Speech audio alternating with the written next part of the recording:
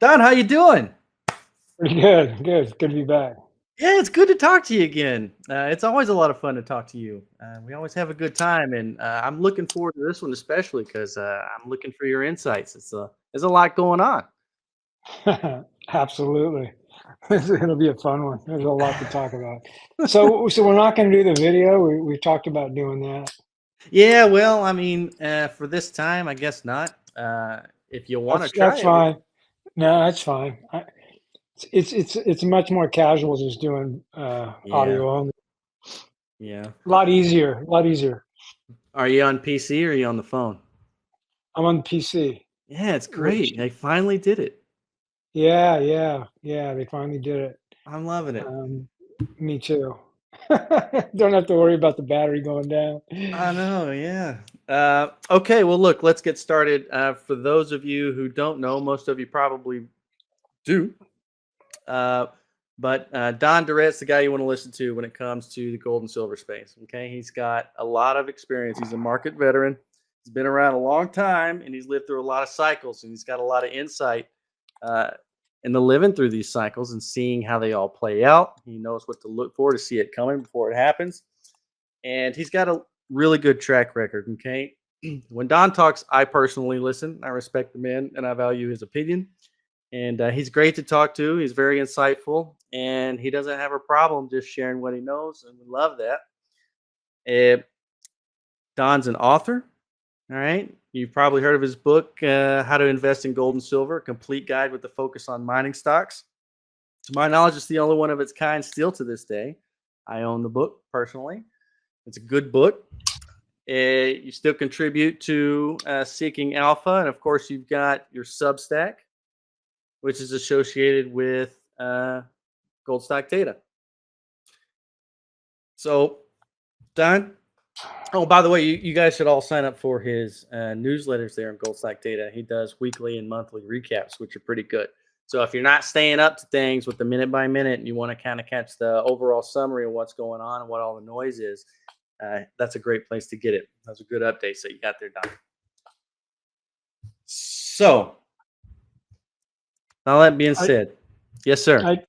I just tweeted out that we're live, so I'm sure we'll get up to 50 listeners here pretty quick. All right. Well, look, let's start at the top. Let's assess the big picture and break it down from there. Gold. I'll be talking for 30 minutes. Big picture, I'll be talking for 30 minutes. Well, I tricked you, Don. We're actually going to spend the next 2 hours talking about the DNC. So this is a political interview. I got you. I don't know about that. I've been kind of on the down low on politics because so have I. It is, it has gotten to the point in this country where it's literally dangerous to talk about politics in public. I mean, it's crazy to say that, but it's true. So I mean, you would be amazed at how many times I've started a tweet on Twitter and a political one and deleted it and didn't print it and post it. You and me both. and me both. We want to share our opinions, but it's gotten absolutely insane. Today I actually wrote a political tweet, and it was because I actually read Time magazine still, believe it or not, which is, all these mainstream magazines have all turned leftist, but they actually had an article. I guess, I don't do CNN or MSNBC anymore. Very little Fox News anymore either. But I still get my Time magazine in the mail. I just read it when I'm eating my breakfast. Well, anyway, they had an article on there, and they were discussing how the division in America is a fallacy. That was the theme of the article. It couldn't believe it. It was just so full of it, right? Mm-hmm. And so I wrote a tweet of 15 reasons why we are divided. Yeah. And it's like, wait a minute here. You go down this list. You tell me if every single one of them isn't, division point. It's like, come on. But I didn't post it because you just can't. In today's day and age, you got to be on the down low on politics. It's crazy. It's true. It's hard to even agree to disagree anymore, right? It has gotten that bad. And but one of the things that I do say on Twitter all the time is that America's over. So we can talk about that. We don't talk about political issues per se, but we can talk about future stuff, right? That's okay. That's in play. We don't have to worry about that. So I've been saying that America's over. We're not going back. Trump can buy us 4 years, and we're starting off on politics. We'll get to gold, guys. Trump can buy us 4 years if he gets in office. And what I mean by buy us 4 years is basically the country will stay together and it won't start breaking up. But I don't think I only give him a 10% chance of winning for numerous reasons. Yeah. And so I think that Q4 is going to be wild. And next year, 2025, we're going to be on the path to the breakup of the country. Now, the breakup of the country will not happen quickly. It's not going to happen like it's within 2 years. But what we will see is the trend. The trend of we're not going back. The only path forward is change. Well, people will recognize that there's only one path forward, and that's change. And what I mean by that is the old systems all have to go. When I say change, I'm talking radical change. It's like we're just going to redo everything. It's like, for instance, in the last 10, 20 years, we've watched the Constitution slowly get whittled away. And once it gets to a breaking point, once basically the Constitution is kind of meaningless, then that's where you get your breaking point. Then we basically say, okay, we got to go forward. So, and we're going to know this. I think I'm early in the game here. I can see it, but maybe by the end of next year, more and more people will start to kind of see what I'm saying, that we're going down a new path here, people. This is a new path. And gold and silver, we can kind of get off the politics now and go towards gold. Well, hold on. Wait a second. If you don't mind, let me interrupt you and ask one little tag along to this, since we're on politics. And it's a good question because politics do matter, right? And for everybody who loves politics, they secretly kind of hate them a little bit. And everybody who hates politics can't help but listen when they're talked about, right? Like we're all pulled to politics. And when it comes to gold and silver, I was actually curious to ask you, look, do you foresee, and we have a lot to talk about and break down about the markets, the macro, gold and silver. But do you see the outcome of this election being meaningful one way or another, regardless of who wins? Do you think that hypothetically gold, silver, the miners could potentially be more bullish under one presidency than the other, or potentially jurisdictional changes could come from one victor versus the other? I mean, do you think that there are significant, meaningful potential outcomes based on the winner in gold and silver and the related? Yeah, absolutely. I already hinted at it. I said that Trump can buy us 4 more years. So if Trump can buy us 4 more years, that means that we won't have radical change. It'll be more slow. He'll slow it down. He'll basically keep, the train on the tracks. So yeah, if Trump was able to win, it wouldn't be good for us in gold and silver because it would continue to trend up, but he would be able to keep the economy kind of alive, if you will. So it's actually bad for us if Trump wins. But I'm also into crypto, so if Trump wins, it's great for me on crypto. But that was my follow-up question in advance. And if you thought that had any significance. Oh yeah, it's very significant for crypto because I could go tell you why I go down that rabbit hole. Let's not go there. It's all about regulations. But back to gold and silver. So if Harris wins, it's great for us in gold and silver because the economy is going to yesterday I tweeted. You guys can look it up, and I tweeted. And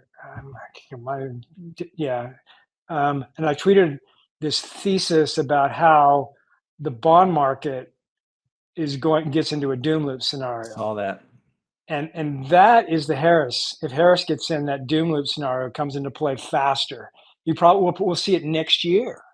And once we start down that doom loop, and you guys, not everybody's read it, so I'll just go ahead and go over the doom loop scenario. So, and actually I did it today as well. I've done it twice in the last 2 days. So right now the debt we have is $2 trillion, $1.8 trillion deficit, which is about $150 billion every month that we have to borrow. And that's fine, and it's been like this. It's averaged 1.3. There you go. It averaged 1.3 trillion since 2008 to 2020, and now we're up to 1.8 trillion on national debt expansion. And we're up to 35 trillion, and now we're at 1.8. And this is this doom loop. So once you get to a certain threshold, you don't have enough buyers, and so the Fed has to come in. Now that's okay. It's fine and dandy if the Fed's only buying 25% of the auction. Let's say that next year we go into recession, the deficit gets to 2.5 trillion, which isn't crazy. I'm using a round number. It'll probably be 2.2, right? 2.3. But if you go up to 2.5, it's $200 billion every single month.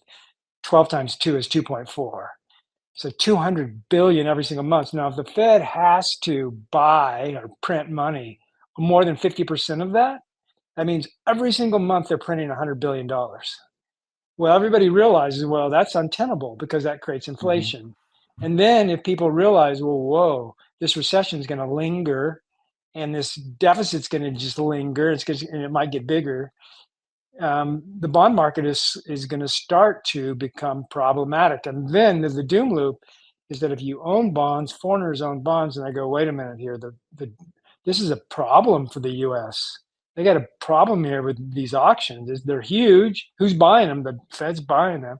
Let's dump ours because inflation is going to go higher. So if inflation goes higher, your bonds are going to get worth less, and the dollar is going to get worth less, and the dollar is going to start going down. And as foreigners dump their bonds, especially the BRICS, that's how your doom loop. And then inevitably what happens is the Fed cannot, for instance, they can't monetize like 3/4 of them, which would be 150. If we got to 2 trillion a year.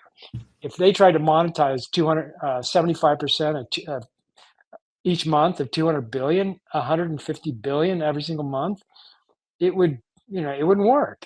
That's your doom loop. So we can go on to the next topic. Okay. Well, let's break it down. Here we are now. We've been looking forward to this for a while. So gold over 2,500. We're right there at record highs right now. The backdrop is the bond market's already pricing in the cut, right? It looks like oil's barely staying afloat despite pretty good fundamentals, as best I can tell, regarding supply. We got the revised job numbers report. Target and Walmart are booming as, Home Depot, Lowe's, Macy's are not. What are you reading between the lines in all this? Look, the market had a pretty nice rebound here. Everybody knows that it's top heavy. The carry trade happened, right? You can just feel that everybody's waiting for the headline to get out, right? But as long as there's no headline, just keep going. It's the gravy train. But you can just feel that everybody knows that we're top heavy. And I'm curious what you're looking at right now. If you see any upcoming catalysts, how are you breaking it down? How much time do you think we have left? Are there any specific triggers you're looking for? Look, first of all, go ahead. There are some pretty good voices out there who have good reason to believe that we're still going higher, right? And that everything's actually okay for now. They will concede that, it's going to roll over later, but for now, it's okay. And you can find equally prominent, intelligent, rational people on the other side that are ready for this thing to roll over right now. And there's data that supports both sides of this thing. And this is tricky, and as a technician, I can visually see the uncertainty in the charts. I can see it, right? And I've been tracking this. I've been looking at it. I look at it every day, and you can smell it that nobody's really sure, right? I mean, it feels really hairy right now. You're just kind of one headline away from some bad news, right, in the markets, some serious downside. Well, actually, there isn't. So I think last time I actually interjected with a few kind of woo-woo spiritual angles that I talk about from time to time. I'm kind of an unusual person in that I'm somewhat of an expert in gold and silver mine stocks, and I've been doing it for 20 plus years. Written a book on it. You know, I do it full time, but that's not even my strength. That's not even my expertise. Just kind of my expertise is more in the woo woo side of stuff, Mm-hmm. the spirituality stuff. I only do gold and silver as a hobby. I'm gonna Appreciate walk that. away from I'm gonna walk away from it in a couple of years and go to Mhm. what I actually do. So I've actually been researching the future since 1989. Lots and lots of sources, esoteric sources. Most people cannot even research this stuff because it's since they can't understand it, they just ignore it. They can't avoid it. I mean, some of the people that I read, um, y- it's you can't grasp it. It's like so you put it down, you stop, and so Sure. you. It's hard for me to explain with words. It's like you're blocked unless you're able. You can't research this stuff. It's hard for me to explain in words. I But appreciate what you're saying. I understand. for instance, I'll give you one author, Paul Selig, who I read. I'm reading a book of his right now called The Book of Innocence. The average person cannot read that book. You can try. You'll read the first chapter and you're just like, I can't read this. It's like, why not? It's word. It's just English. It's words. Um, the reason why you can is because it doesn't make sense. It's like gibberish. Even though you read a paragraph, it sounds totally legible, but it's like it's like reading math. I don't know. It's hard for me to explain with words. I understand. In But high school, I tried reading Dune. Well, I did read it, but at first I struggled because the Mhm. names were so crazy. And just the characters, their names were so absurd that I had a hard Right, time just because of their name. yeah, it's a good example. That's a good example. It's just you give up on it. You just can't. I can't. This doesn't make any sense. This is stupid. I'm not going to read it. Um, but I'm just using that to get to my point about where we're going as a country and as a nation and as a world, if you will. Um, I've expected all this. This change is coming. You can't stop it. It's going to happen, and it's happening now. And so my point is that people, you can say that, okay, some of the data says that this could go another year Hmm. because we've had this. Today in I showed you how much money is getting injected. I mean, when you have deficits of 1.8 trillion, when you're printing that kind of money every year, injecting that much money, you can think what creates all this liquidity and it can keep things going, and we can just keep kicking the can. They can print more money. No, Right. I'm telling you, maybe if Trump gets in, maybe. I guess we're going to have to wait till the November election to see. But like even if Trump comes in, it's not as if he's going to be able to prevent the recession that's coming. Right. All he'll be able to do is kind of soften the blow a little bit. But this shift that's coming for economics for the world, I mean, you can kind of see it. I mean, internationally, if you look at what Mhm. happened after the Ukraine war, how China and Russia became allies. Prior to that, um, they were actually natural enemies because they're fighting over the same part of the world, Asia basically, and Western Europe. They're actually competing in that area, and now all of a sudden they're allies, and that's a massive, massive shift for internationals. And the United States is this odd. Um, we are in the western part of the world, where basically Europe and Asia, Western Europe, Eastern Europe, and Asia, all that is really where all the kind of the economic growth is happening. And so the U.S. is over here in the western part of the world. We're kind of getting pushed out, if you will. It's massive, massive changes that are happening right now, and it's all related. It's all kind of related. And so the U.S. economy, Now we have to get into this big explanation of kind of why we're going to go into this recession. So if you go back and you look from 1970 till today, the U.S. economy has steadily weakened, and you can see that with the middle class. And now with this latest burst of inflation, the middle class is actually getting rug pulled, where they can no longer afford their lifestyle, and they're having to literally decide what goes and what stays. What can we put? What can we spend money on and what we can't.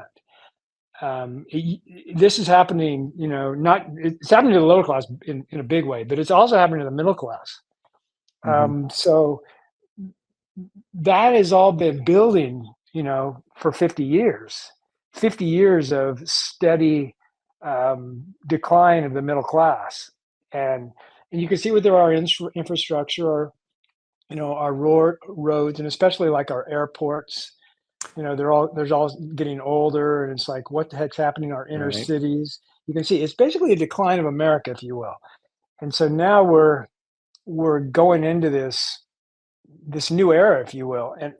And this has been like, I think Jeremy Grantham really has it right. He was early.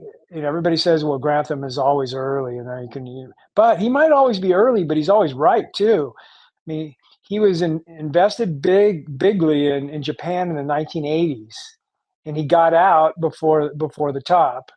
And then the same thing in the 1990s, he was invested bigly in all the .com stuff, and then he got out. And then 2008, he was invested again. He got out. All three of those, he got out early. And the one thing about Grantham, there's one guy out there that's been, really prescient on identifying a coming crash. It's Grantham. And Grantham says that this market right now is the most vulnerable that he's ever seen, including the Depression, the 1920s. So this one's even more vulnerable than that. And I guarantee you he would have been out before the crash of 29.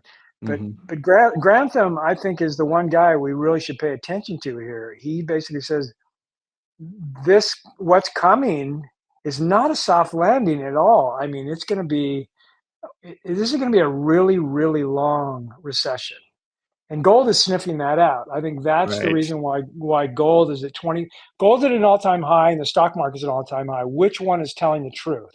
Right. It's gold that's telling the truth. Gold is basically saying, "Ooh, there's a big mess here. Everybody's buying gold in advance." This never happens, and that's kind of what Grantham is saying. That this is really bad, people. And you have this everybody on the Wall Street, not everybody, but the one thing I watched the halftime show mainly for comedy today. I was watching, I just started laughing. Some of the comments that come out of their mouths, it's unbelievable how bullish they are. And the people on the halftime show, they call them the committee. They're all people that run money on Wall Street, so they're just talking their book. But you get the tone. You get the tone of what's actually happening. Sure. Now, to revert back, you said that retail, that Walmart was strong, and you said that Target was strong. And I don't think Target is strong. I think Target is making money, but I don't think they're happy. I think that their management team is like, oh gosh, I hope it doesn't get any softer, right? But this year we had over 3,000 retail companies close. Over 3,000. That's kind of recessionary. They call it the retail apocalypse. Right. And then Lowe's just came out with their numbers, and they were not good. Macy's came out with their numbers; they were not good. Macy's and Lowe's, those companies usually do well when the economy is doing well. So the economy is not doing well. And the other thing is, as far as saying, that this thing could last longer. Right now, if the stock market, if you do the price to earnings, I heard this and I was stunned. They said that at the current valuations of the stock market at 5,600, next year's earnings to maintain this level, the earnings will have to be 15% next year, which is no way. We're like 8% right now. There's no way earnings are going to double next year just because they cut rates. So the stock market is already overvalued. And Grantham says that, the 21, 22 times earnings, that is just, the markets can't maintain that. And that's where we're at right now. Then the Buffett indicator, which is at an all-time high, which is the value of the Wilshire versus GDP. That's at an all-time high, and Buffett's in cash. There are signs everywhere that things are not going well with the economy, and that if things turn south, it could get really nasty really fast, which is what I think is going to happen in Q4. I think Q4 is going to be absolutely wild, but then again, I think Harris is going to win. Okay, so let's bring that all back to gold and silver and the current run in the miners, etc. Personally, I think that the bull run already started. I know a lot of analysts are looking for breakouts in ratios, whether that's gold to the S&P or the GDX or whatever. There's a lot of ways to look at it. There are a lot of metrics people are looking for. There's the Huey. There are a lot of things. I personally think it's already started. I think that it's on its way, and it probably won't stop until you get the market crash, which will truncate the move. I think it's very similar to an 07, 08 situation. And I think that, obviously the metals and the miners will fall alongside the broad markets, but it'll just result in a truncated move that V bottoms, rallies right back to where it started from, and continue on. I'm actually looking forward to this moment. I think that, you always hear this in the metals, right? This is your last chance to get silver under with a two handle or whatever. It's always your last chance. I literally think that inevitable market sell-off that's coming is your last chance. How do you see it? Yes, I agree. I think we're going to get one more rug pull on the miners and gold when the stock market rolls over. And I think that's going to start sometime after the Fed cuts in September. So it could be late September or October. If not, then November. Now, as far as a bull market, gold is definitely, in a bull market, definitely broke out. I mean, we're at all-time highs. I mean, that's pretty a no-brainer. Gold broke out in March, and I was a little hesitant to call the breakout in March, but then the first week of April, if you go back and look at the charts, first week of April, I went bullish on gold. I said, okay, that's it. Gold's broken out. And boy, it's been strong ever since. It's been strong since March. Now, the Huey and silver have not broken out they're not in a bull market. Gold is, the Huey and silver are not. Now, there have been analysts out there that are saying that if you look at the Huey chart, it looks like it has broken out off of its bottom. Yes. But the Huey was at 360 in 2020. And we're down, we were at 321 yesterday. Now I think we're back down to like 310. But 360 is really where you need to get to kind of resume the bull market. So we're at 315 and yesterday. But again, 360 is the cycle high. Now the all-time high is 635. We're nowhere even close. So the Huey, and I've been saying this, that you need to get to 325 before you even start talking about a bull market in the miners. And this doesn't feel like a bull market in the miners because I've been there. I've experienced these runs.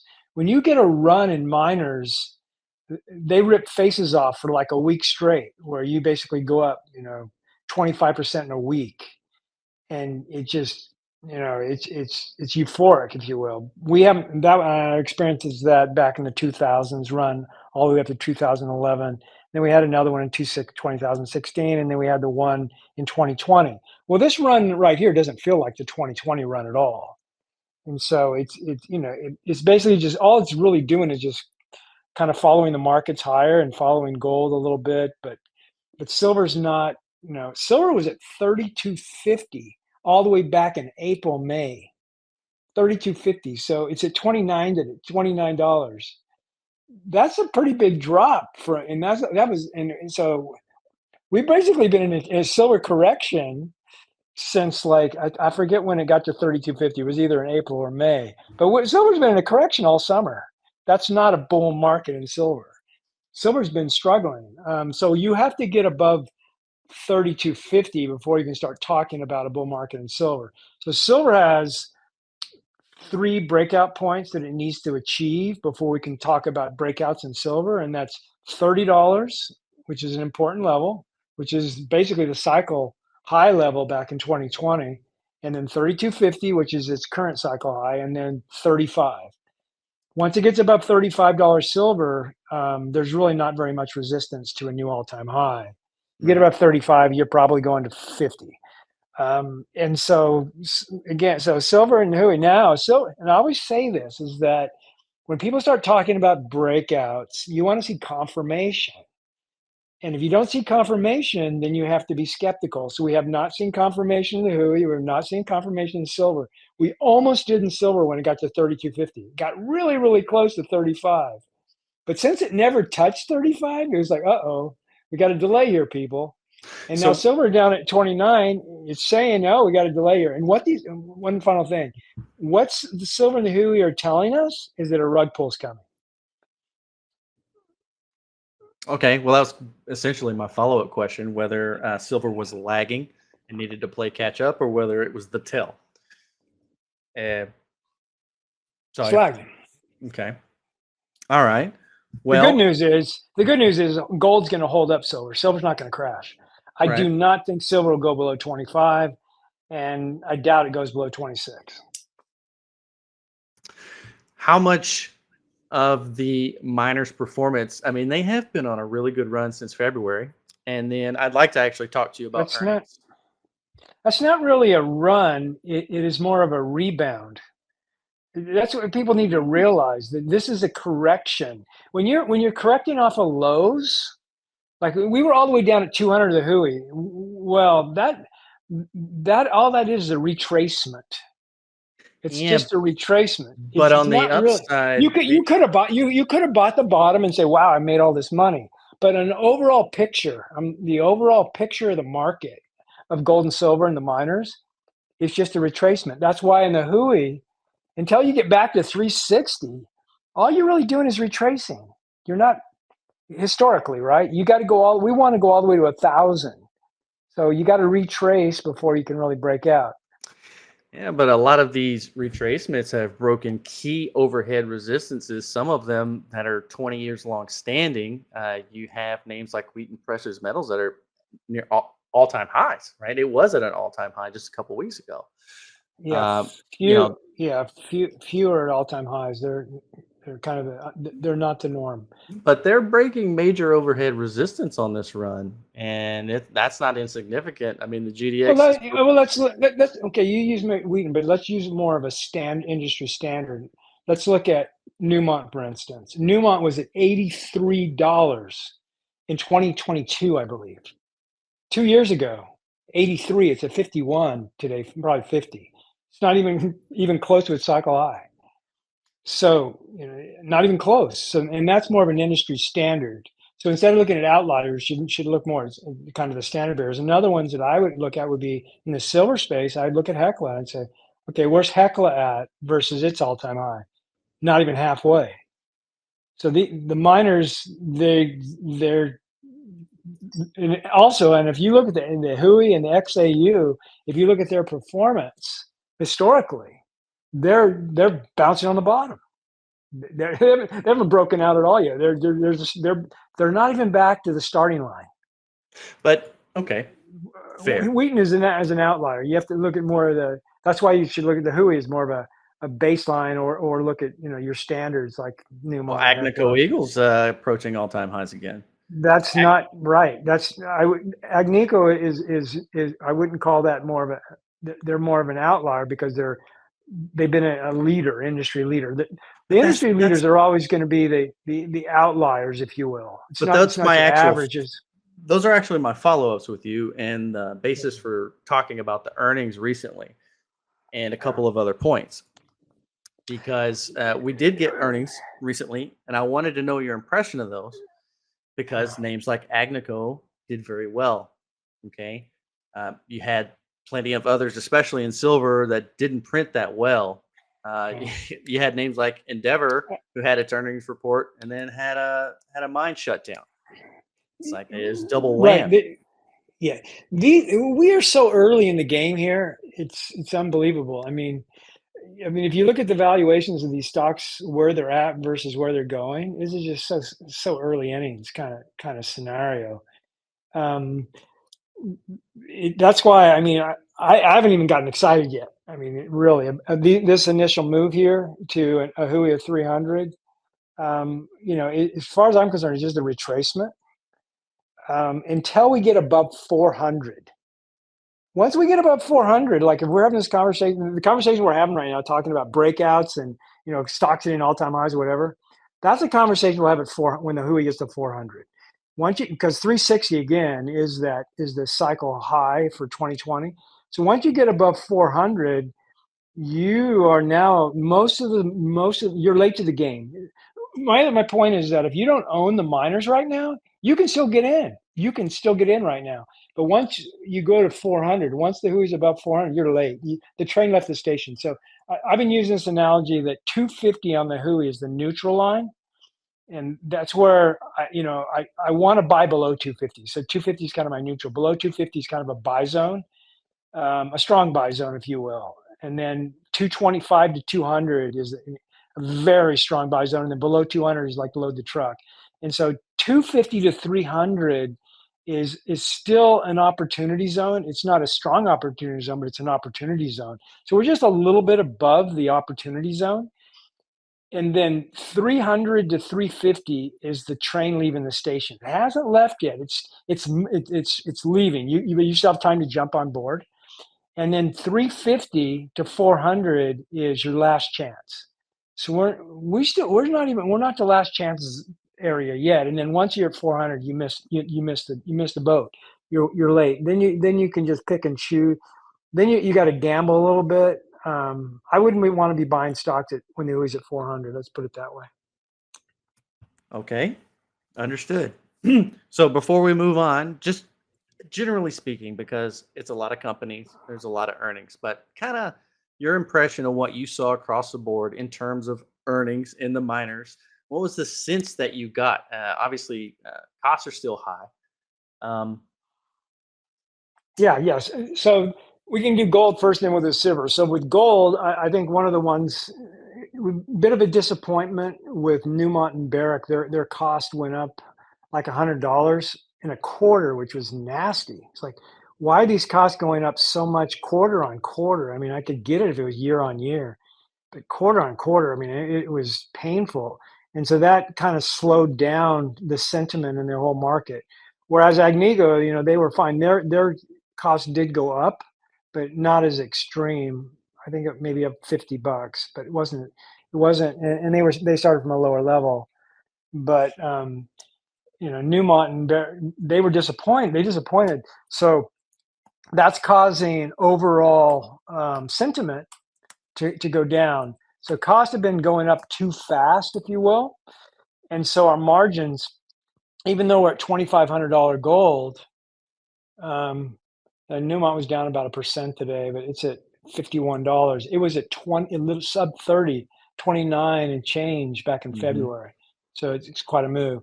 So Newmont, their costs are now are $1,800. They're break even. That's not a good number. So the 1550 is their ASIC. So their margins are 28%, which are $2,500. That's okay. We want margins of 30% or better. So their margins at 28. So Newmont, they're still cheap. I mean, the sentiment is still kind of dead. So their margins, the free cash flow margins now are about 13, and I think it should be.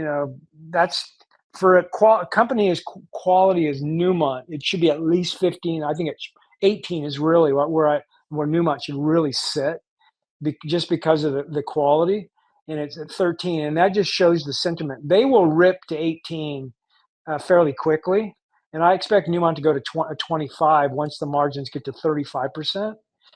And so overall, the earnings were not great, but we have, as long as you have 30% margins, you are going to get, they are going to trend up. They're going to continue to trend up. So Newmont is on sale. I would say about 50%, maybe not quite, maybe 40% on sale. At $2,500 gold, it should be 40% higher. And I think it's going to be an easy two bagger when we go to $3,000 gold.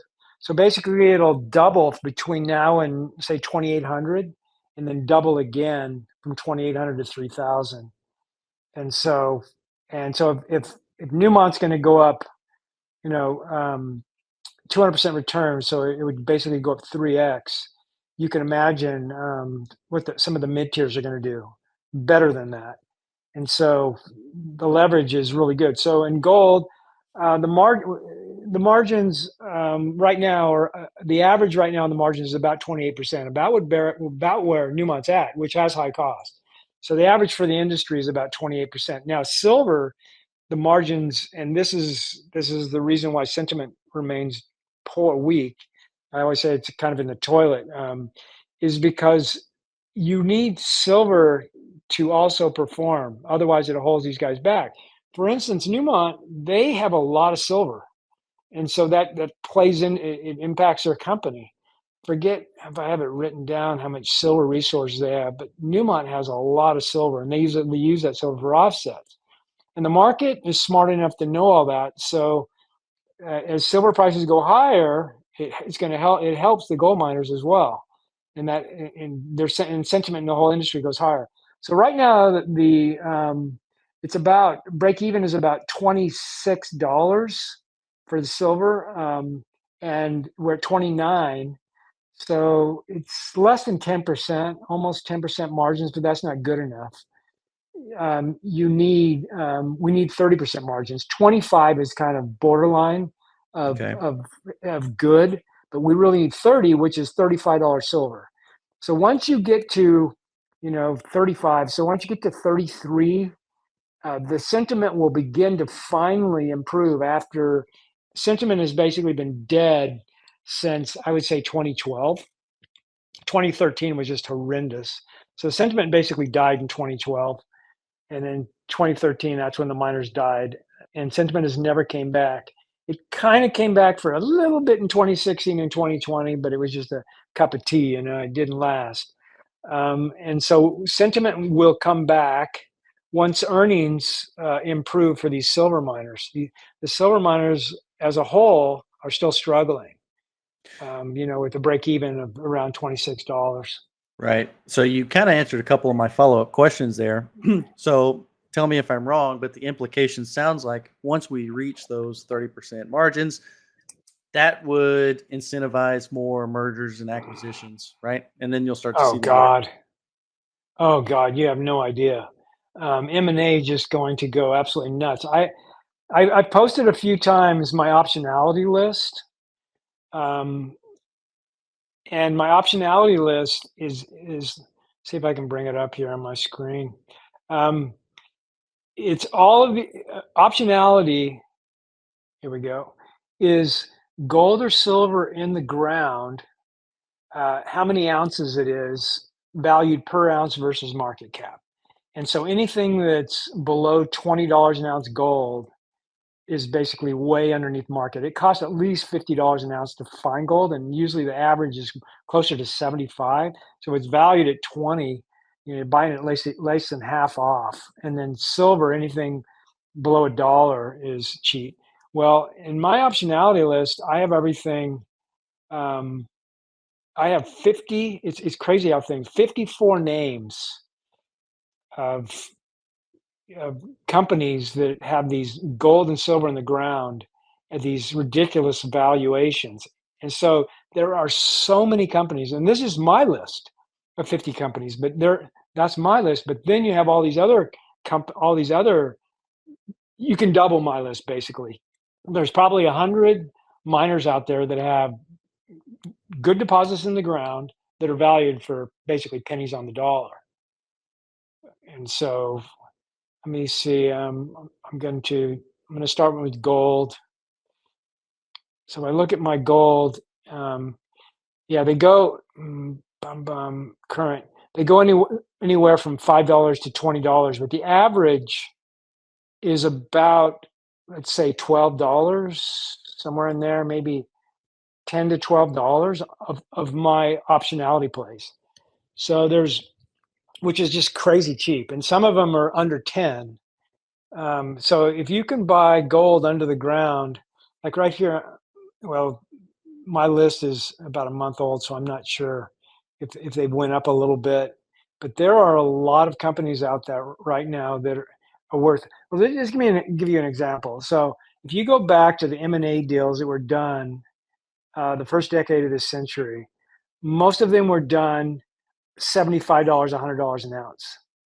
And so right now, if you can buy gold in the ground, and I think it's probably going to go at least there and probably higher. So if you can buy gold in the ground for $10 and you know it's worth 75, that's a five bagger right there. So the M&A deals, they're going to come fast and furious because these companies, they're going to try. I don't know how many of them are going to do it, but a lot of these companies are probably going to sell for less than $50 an ounce out the chute. These initial deals. So I think there'll be several deals for like $50, $40 an ounce. And then you'll have round two. And then round two, it'll be like 60 to 75. And then round three will be at 80, 90. So that's what's going to happen. And that'll happen over like a course of a year. And so these companies that sell early, they'll be making a mistake. You want to be patient because the longer you wait, it's going to be round number one, round number two, round number three. Once we get to like the third round of M&A deals, you're going to be up to 80, 90, $100 an ounce in the ground. And so it's 5+ baggers on these optionality plays. So M&A is going to be, it's going to be fast and furious. Now that's just optionality. Then you have M&A deals for companies that are looking for buying a producing company. They just want to grow the production and they want to just go and buy a producer. And so there's going to be a lot of those going on too. But I think we're going to see, normally we see 1 to 3 deals a month. It's been dead. It's been absolutely dead this summer. We've been averaging like 1 deal a month for the last 3 months, which is crazy cheap. We're going to be averaging 5+ a month. I think we're going to see like at least 40 deals next year once the M&A kicks in, maybe more than 40. It's going to be, if we did 4, it'd be 48. So let's say we're going to do 48 deals in 2025. When do you get to the point? This may be a stupid question, but let's say, just hypothetically, just generally speaking, you're Agnico Eagle. When do you get to the point, if it exists, where you decide, you know what, we have good properties, but our money is better spent just buying a known asset and expanding that way rather than continuing to explore our own? Oh, a lot of companies do that. That's kind of the norm. That is the norm. Well, the norm is too strong a word. The norm is too strong a word. But what I mean is, it's not unusual for companies to think in terms of it's going to be more cost effective for us to buy a company than aggressively explore our properties, because our properties really don't have, excellent drill targets. So when I say the norm, I mean a lot of companies think that way. They are doing some exploration, but not super aggressively. I'll give you an example, like Silvercrest. So Silvercrest, they only have one property. They could spend a lot of money on exploration on their property, but they know that that's probably not the best way to use their money. Why not just keep accumulating cash, do a little bit of drilling, yes, accumulating cash, and then go buy something? That's very common. The question is, how aggressive are you going to be on your properties versus, in the back of your mind, you're thinking, well, the best way to do it is to go acquire, because there's tons of properties to acquire, right? And so, you're going to see more and more of that. And what it really comes down to is your drill targets. It's like, how much drill targets do you have on your properties? If you don't have them, you're not going to drill aggressively. You're not going to spend buku bucks on exploration when but you are thinking in terms of growing the company, but you're just being patient. Like right now, the reason why we haven't had any deals this summer is because companies do not want their shareholders to get penalized. Yeah. Because if you don't do a deal of equals, which we saw a couple of those in Australia this year, we saw West Gold acquire Karora, and then Red 5 acquire Silver Lake. Those are both deals of equals. I really like that because that helps it. But if you don't do a deal of equals, if you go and you acquire one, for instance, Newmont acquired Newcrest, and their stock got pounded. I mean, it went all the way down to $29. The reason why it went to $29 is because of the Newcrest acquisition. And so if you do an acquisition and you pay a 30% premium, your share price will go down 30% maybe. And so nobody wants that 30%. I'll give you another example is Kinross. So Kinross, they have the Fort Knox mine in Alaska, which is 5 miles away from Free Gold Ventures. But if they go and buy Free Gold Ventures and pay a huge premium, their share price is going to drop. And so their board's going, "No, we want that. We want that." But they're like, "No, you can't. You go pay that premium, and our share price is going to get nailed." Right. And so nobody wants their share price to get nailed. So everybody's basically waiting. And so what will happen is that once M&A kicks in, and then people aren't getting obliterated by doing acquisition, then they see the green light, and then they go after these companies. Now, the best time to do an acquisition is when you have really strong free cash flow and everybody's buying your stock. So if your stock's going straight up and you got all this cash, and then you do buy an acquisition, you're probably only going to drop 10% instead of 30. And that's what people are looking for. They're looking for the green light. I did an interview. One final thing, I did an interview with Jason Barak recently, and he told me that there's 2 deals in the works right now, 2 big ones. So we can look. So remember, everything's been super quiet. So the next month, we're probably going to see a couple of announcements, a couple of big deals, which might be the beginning. Something's going to open the floodgates on these deals. And what's going to open the floodgates is people who get FOMO. They're like, "Wait a minute, they did a deal we need to do." I think one of the deals is probably going to be Barrick, because Barrick wants to catch up to Newmont. Newmont, once Newmont bought Newcrest, now Barrick's got to buy somebody. Okay. Maybe it'll be Kinross. That'd be a good combo. That was all very good, Don. I appreciate that. I have one more follow-up. Austin's got his hand up. We'll get his question, and then we'll move on from there. We still want to talk about Mexico and a few other topics. So because I've never lived through this before, and you have, help me look forward to know what I'm living through when it happens. So hypothetically, when the sector blows up and it's real hot, and you have M&A all over the place, right? It's every day, right? Is that kind of in the middle of the cycle, or is that towards the end? Towards the beginning. It's towards the beginning. Yes. No kidding. Because it's pent up. It's basically pent up. These companies are out there. They've looked at what's coming, and they basically have like 3 or 4 companies they want to buy, but they can't buy them. They're waiting for the green light. Makes sense. And so once the green light's there, then they're not going to wait. The reason why it's going to happen early in the cycle is you better be early, or you're not going to get the company you're after. I love it. So you also want to buy cheap. So now I say it's going to be early in the cycle. However, it's when the cycle actually begins. I actually don't think that M&A will really kick in until you got to get above $35 silver before it starts.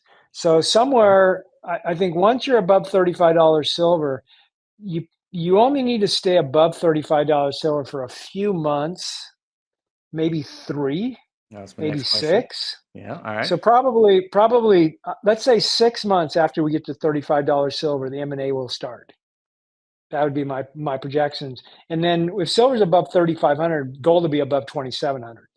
Mm-hmm. So you're above 20. The margins are going to be really, really strong above 2,700. So 2,700 gold, $35 silver, 6 months. I think M&A starts. Very exciting. Austin, you're up. What you got, buddy? How you doing? I'm doing well. Yeah, interesting conversation, guys. I have one question kind of on the M&A around undeveloped juniors. I mean, the developed side, I think I get it a little bit more. I'm curious if you guys think the incentive structure from past cycles is still there. I mean, I kind of look at this sector and it reminds me of the oil sector when they kind of transitioned from drill baby drill, got in a lot of trouble, and now they're just really focused on efficiency and shareholder returns. Like after the last what I consider big gold cycle after the great financial crisis, a lot of these companies, Barrick specifically, they paid up for a lot of these undeveloped juniors. Kind of what happened is just mine costs and the capex bills that came along with these really outpaced the gold price, right? Those management teams have largely been fired, and I think the new teams are pretty aware of that and probably hearing from shareholders. I'm just trying to think through because, like, I get it. Like, yeah, a lot of these juniors are very, very cheap on a per ounce basis, but I don't know. What's the incentive structure for somebody like Barrick to go and take that bet? I don't know. It just seems like career risk there, right? Because I just think the shareholder is gonna roast these people if they try it again. But that's pretty much what most of retail and just people like me are going after. So I'm just curious, Right. like, is it the incentive structure there? If the margins get high enough, the key is going to be margins. That's why I said, you got to get above $35 silver. Margins and sentiment will be key. And so we've had a dead market for 12 years. And what I mean by dead market is we just haven't had strong margins in both gold and silver for 12 years. And so there's a huge, huge pent up demand for these companies to finally get back on a growth cycle. The companies that tried to grow in the last 12 years ran into a lot of problems. Good examples like IM Gold. I mean, that company almost went bankrupt. Argonaut, the companies that got aggressive trying to grow during a down cycle was brutal. Argonaut they basically lost their company. That kind of broke up. IM Gold barely survived. They're back on their feet, but they almost went bankrupt. Hecla tried to grow aggressively. They basically struggled through it. They haven't done great. There hasn't really been a lot of companies that have been super aggressive. I mean, like First Majestic, they didn't do a single acquisition in 12 years. Kuya did a couple, um, but we haven't seen it. Uh, Pan American, they bought Yamana. But what I think is going to happen is you're going to get a lot of FOMO, which always happens when these companies start, rolling in the dough. And so these companies are going to have free cash flow.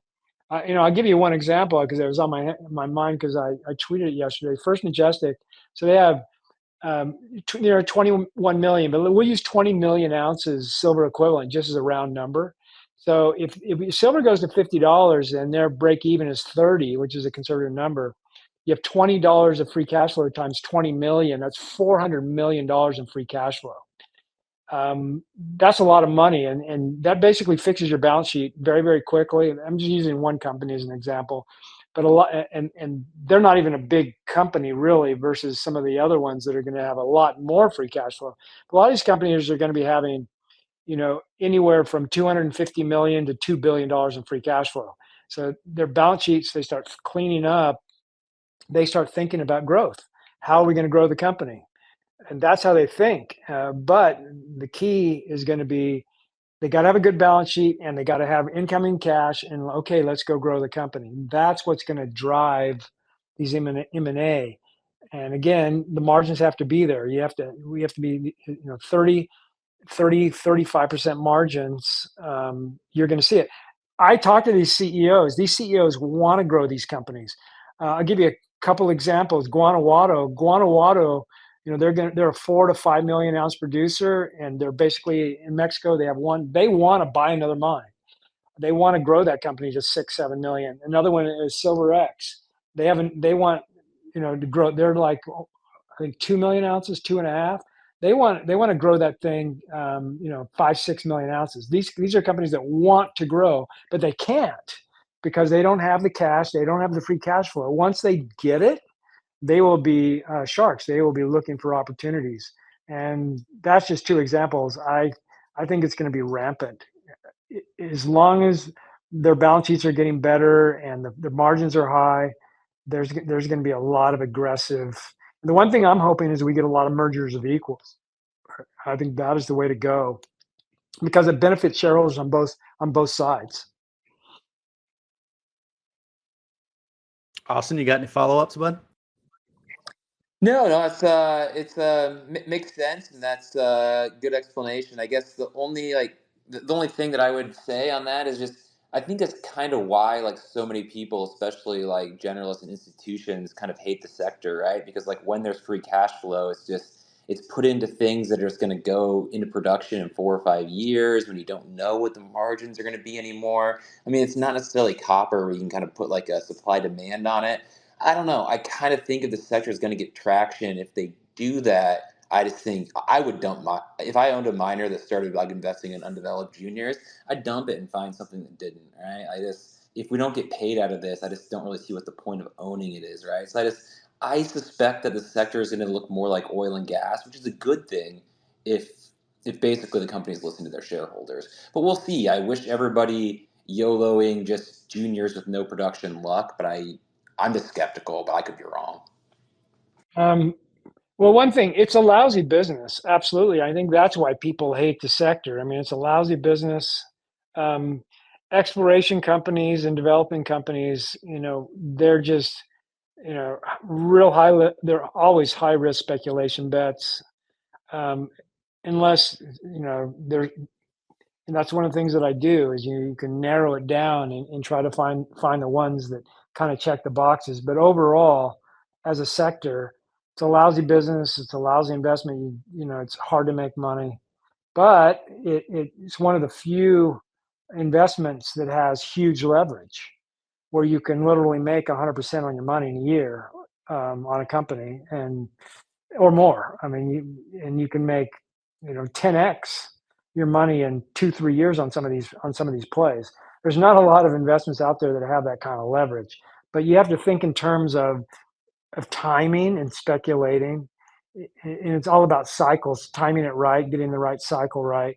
Me, the reason why I'm in this is because I just don't believe in MMT. I think MMT, modern monetary theory, is insanity economics, and that eventually it doesn't work. And once it doesn't work, the one beneficiary is gold. And so at a certain point, I think gold rockets. And if gold goes to $3,500, 3,500, the miners are going to do exceptionally well. I mean, that's why I'm in this. I'm not in this because of mining. I like investing in mining stocks. No. I'm in this because I'm betting against MMT, because I don't think you can borrow $2 trillion a year indefinitely and expect keep blowing this bubble as big as you can and thinking that you're not going to fall out. I don't believe that for a second. I'm in the Vine Mises camp that there's only two ways to solve a bubble. One is you pay off your debt, which we're not even attempting to do, or two, it pops. So I'm expecting. I'm hearing that popping sound already. Good stuff, Don. By the way, guys, we're an hour in, maybe an hour to go. It's up to Don. We'll see how it goes and how it flows. We're lucky if we do it in 2 hours. I'd like to get another format question in here, and then we've got another question up. Aces is here. If anybody has a question for Don, feel free to request to speak, and we'll get to you. So I'd like to tap into Mexico. All right. So there's the open pit mining ban that's speculated to happen now. All right. What's your take on this? How do you see it playing out? Is this going to prove to be a buying opportunity, or should we kind of take the risk off the table now?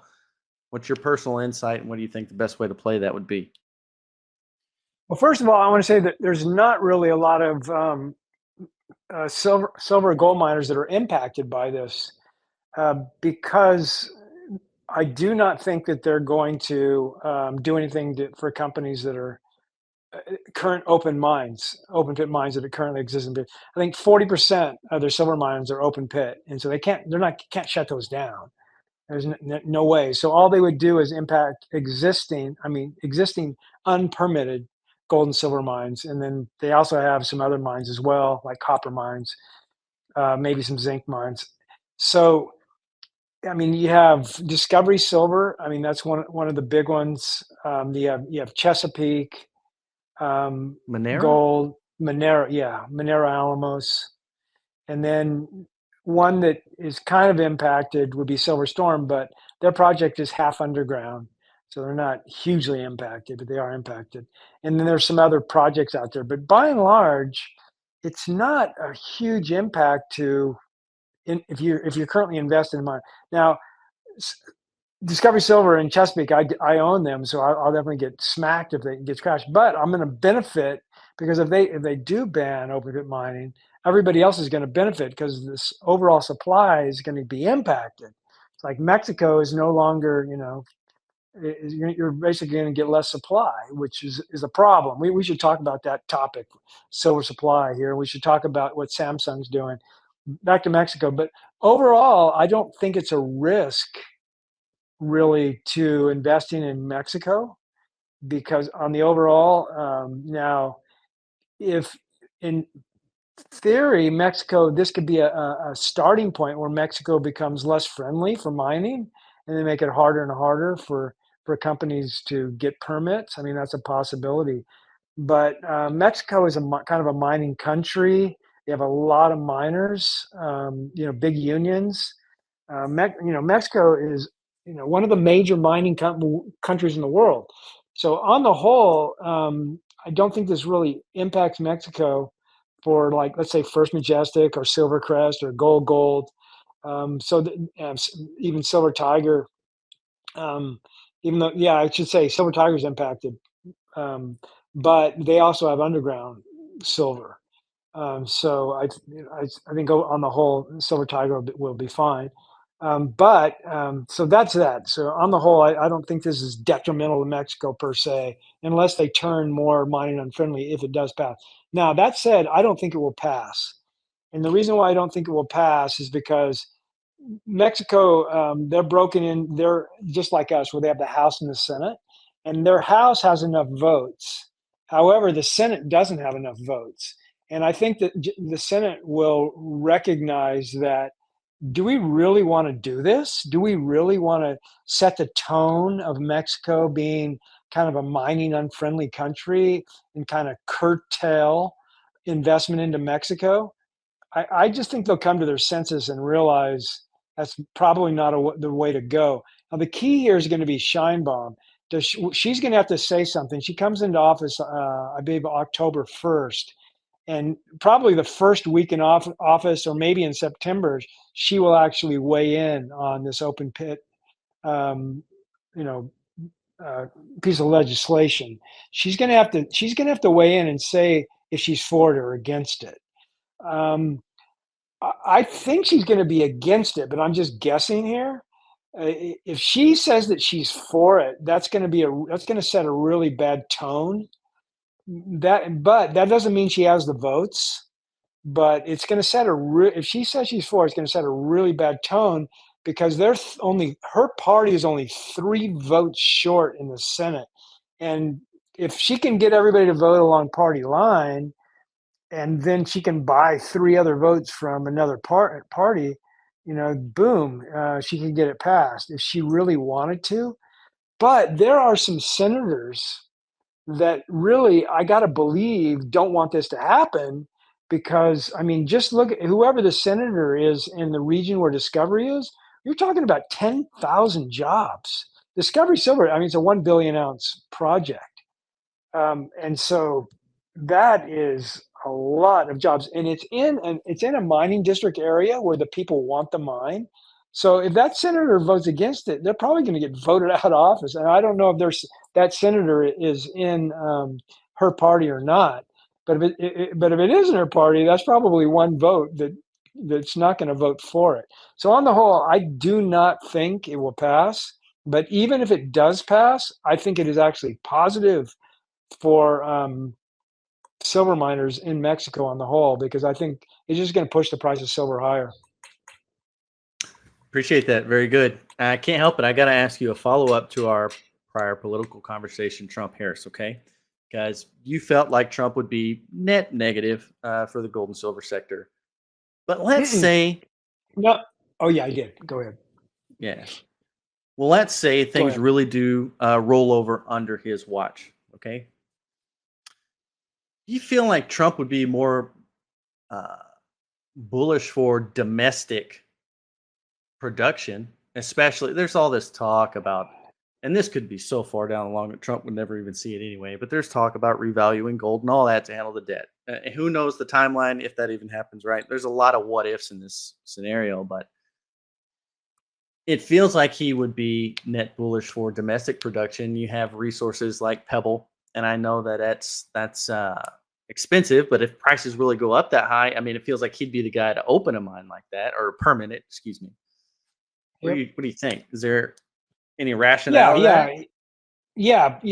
I've been saying that Pebble will get built eventually, and the reason why is because Alaska wants it. Alaska is actually suing the EPA right now, so Pebble's going to get built. It's just a matter of when. And yeah, if Trump gets in, they probably get their permit in the next 4 years. I'm very bullish Pebble. I don't own it, but I'm bullish mining in Alaska.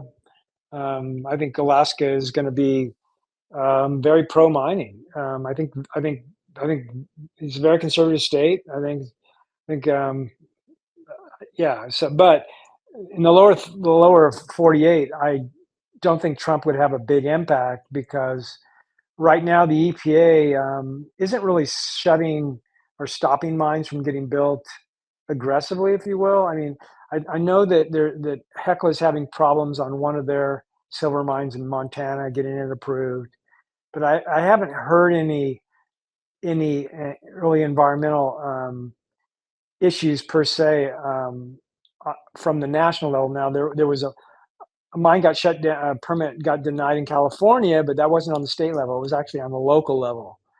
But on the federal level, I haven't really seen any aggressive, uh, you know, permitting problems from the Biden administration. I don't expect it on the Harris administration either, which it is possible, I suppose. But on the whole, farming and mining has kind of been um, America hasn't really shut that stuff down. Um, I don't anticipate it per se. I mean, for instance, they're permitting a mine right now in Oregon. Paramount Paramount Gold Nevada is permitting one in Oregon right now, and it looks like it's going through. You know, Oregon's a blue state, and they're pretty confident it's going to get permitted.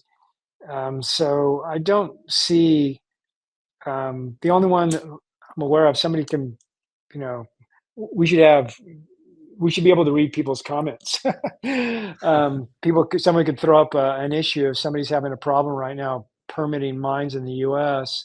But Arizona has a lot of copper mines. I haven't really heard Arizona have a stink about, you know, any permitting problems. Nevada, I haven't heard any stink there. And then you have Idaho. But on the whole, the U.S. has been better than Mexico as far as permitting goes. The downside in the U.S. is it takes time. It takes longer to get Right. these environmental permits through, but they tend to get through. Other than Pebble, but on the whole, I think the U.S. is still a fairly mining friendly place. I think Canada, Australia, the U.S. is the best, but we're seeing kind of pockets of problems.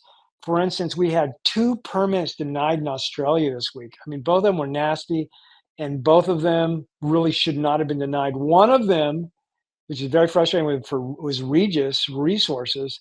Their local native group basically said there's no problems. They approved it, and then another native group that had nothing to do with the area got the government to deny it. So the local one said that there was nothing, there were no sacred sites or nothing, there was no problems. And then another native group that had nothing to do with this region said, oh yes, it is a heritage site. And they blocked it. It should have not been blocked. It was really basically blocked on political grounds. That one was really nasty. And then you had another one, Silver Mines, who another environmental group blocked a permit, and they said, and they nitpicked it, and they said that they blocked it because of the power lines. Now, the interesting thing is that the who was trying to block it was an environmental group. Now, what environmental group uses power lines as a reason?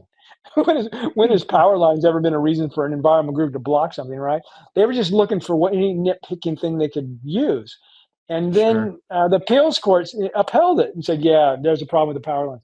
So in Australia, in Canada, so it's hit and miss, and it's starting to be, those countries are not as mining friendly as they used to be. And so we're probably going to see some of that go on in Canada as well, where you have the native groups who block some of these mines. So there really isn't any mining safe places yet in the world. The one that I think is probably the most mining friendly is probably Guyana. But Guyana now has the Venezuela, and Venezuela wants to grab the half of the country. Brazil, they've had some issues. Yeah, there really isn't any super mining friendly countries. Morocco with I think I like that country. Namibia, they had a miner down there, Osino, and they got taken out. Very disappointing, an all cash deal. Yeah. That was disappointing. But I thought that was a mining friendly country. But there aren't that very many mining friendly countries left, so it's a kind of a hit and miss situation. You know, it reminds me of Rio too. They were denied their permit, and they Yes. crashed 80%, and then went on to rebound 500. So, yeah, can create opportunities sometimes. Yeah, some comments on Rio. So Rio too. So that was another one that was politically motivated. They said that there was a small rat, or like a small rabbit, or a combination. It was a small animal. That's right. You're right. I remember that. It was a joke. It was a total joke. It was basically the same thing. These environmentalists, they use anything that they can. They just find something to stop these mines because they're anti-mining, and so we're anti-mining. So we'll go and we'll figure out a way to block it. But the thing, so Rio 2, I actually owned it, and then they had that run into the issue. I sold, and then they resolved it, and I bought back in. So I'm glad I bought back in. Absolutely. I think it's fine now. I think they're off and running. So I think it's a good project. Great answers, Don. 3 aces. You've been patiently waiting. What's your question, bud? And by the way, if anybody else has a question for Don, feel free to request to speak. Hey guys, can you hear me? Yep. Oh, cool. Hey Don. Hey. I'm just curious because what seems to be the phenomena that's taken place in the markets here, whether it be gold, Bitcoin, or Mag 7, or whatever drug of choice you have, is liquidity. And the massive amount of central bank,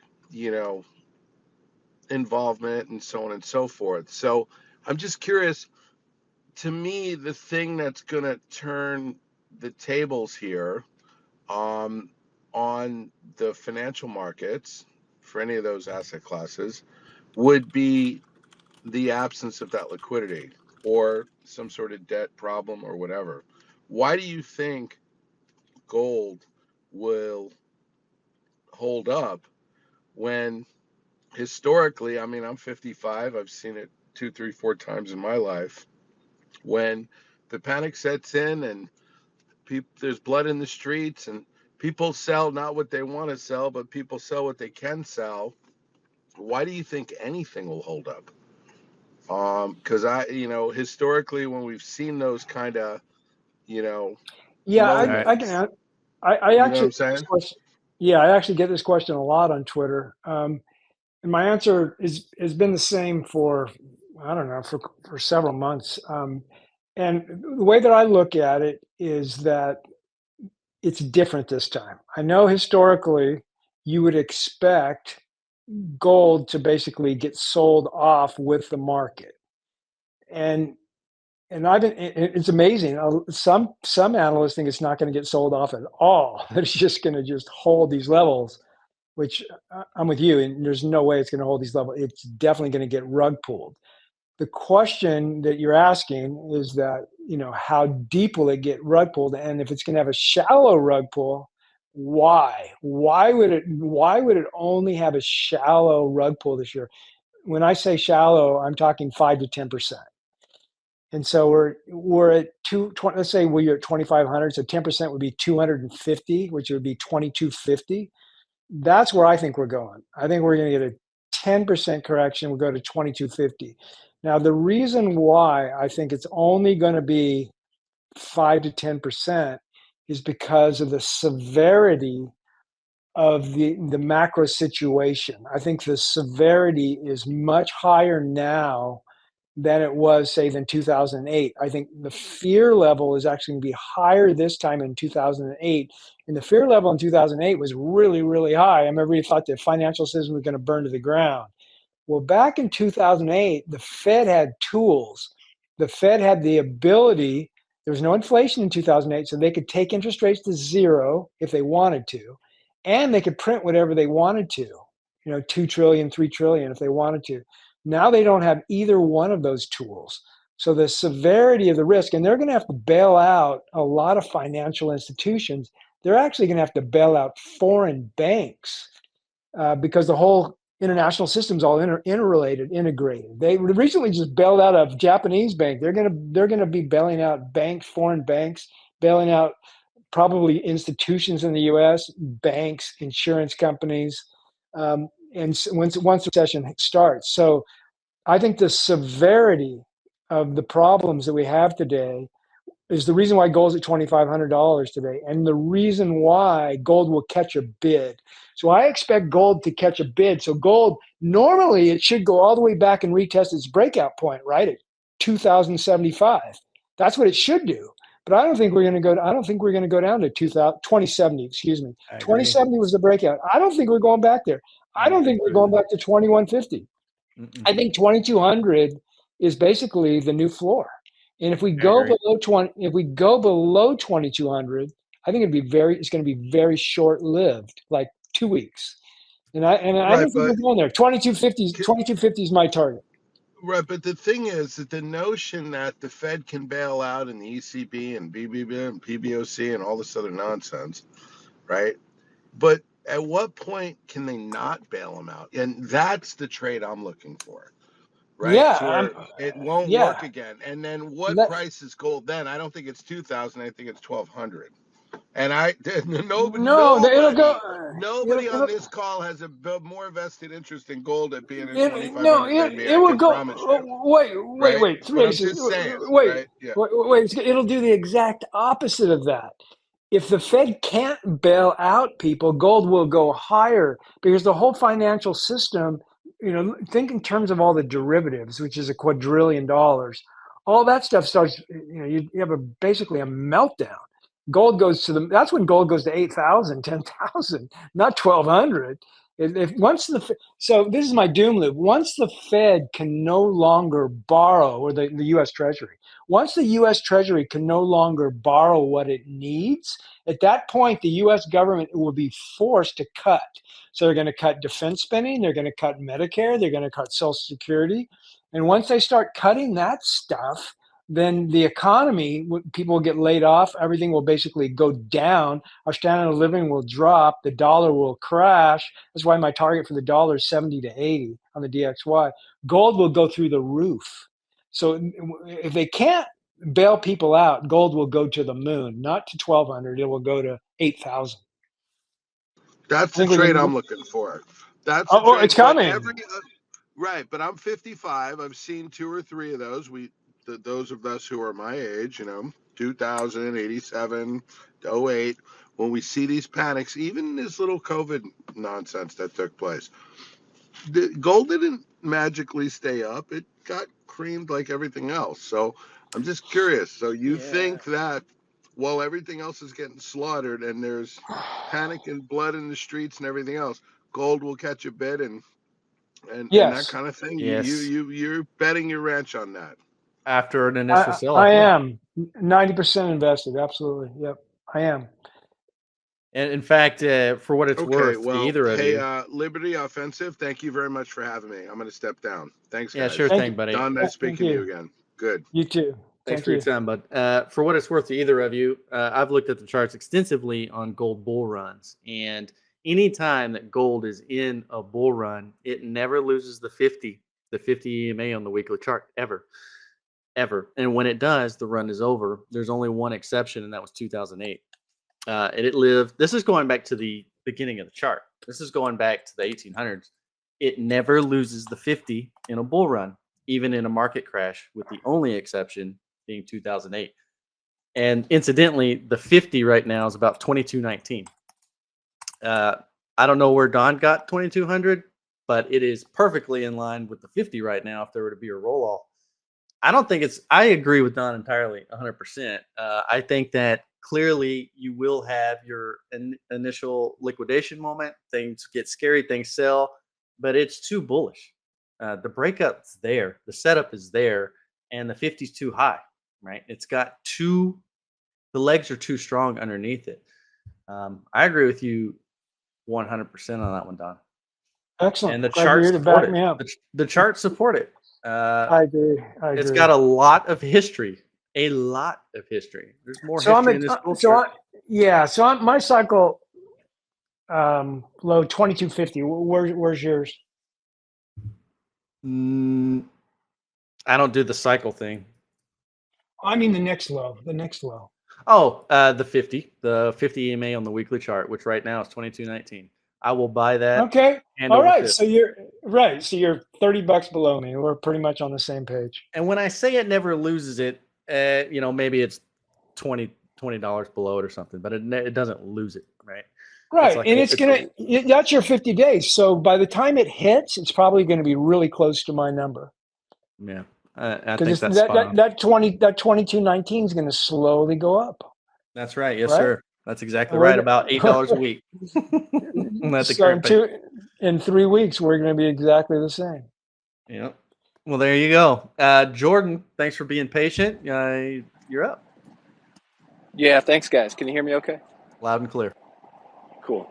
Really appreciate the work you guys do. I'll be brief. The question is actually related to the dialogue you just had about upcoming volatility in the market. What thoughts or suggestions do you guys have on managing risk, managing position sizes through all this whipsawing we can expect coming forward? Thank you. Yeah, well, this is a difficult question because every investor is different, right? Nobody, I can give you a few ideas, but everybody has a different risk aversion level, if you will. What I do, and then some people's a trader, and then also it's how you invest. Are you a trader, or are you a buy and hold? Buy and hold, or are you a combination of both? So that comes into play. I mean, it's really difficult to answer this type of question.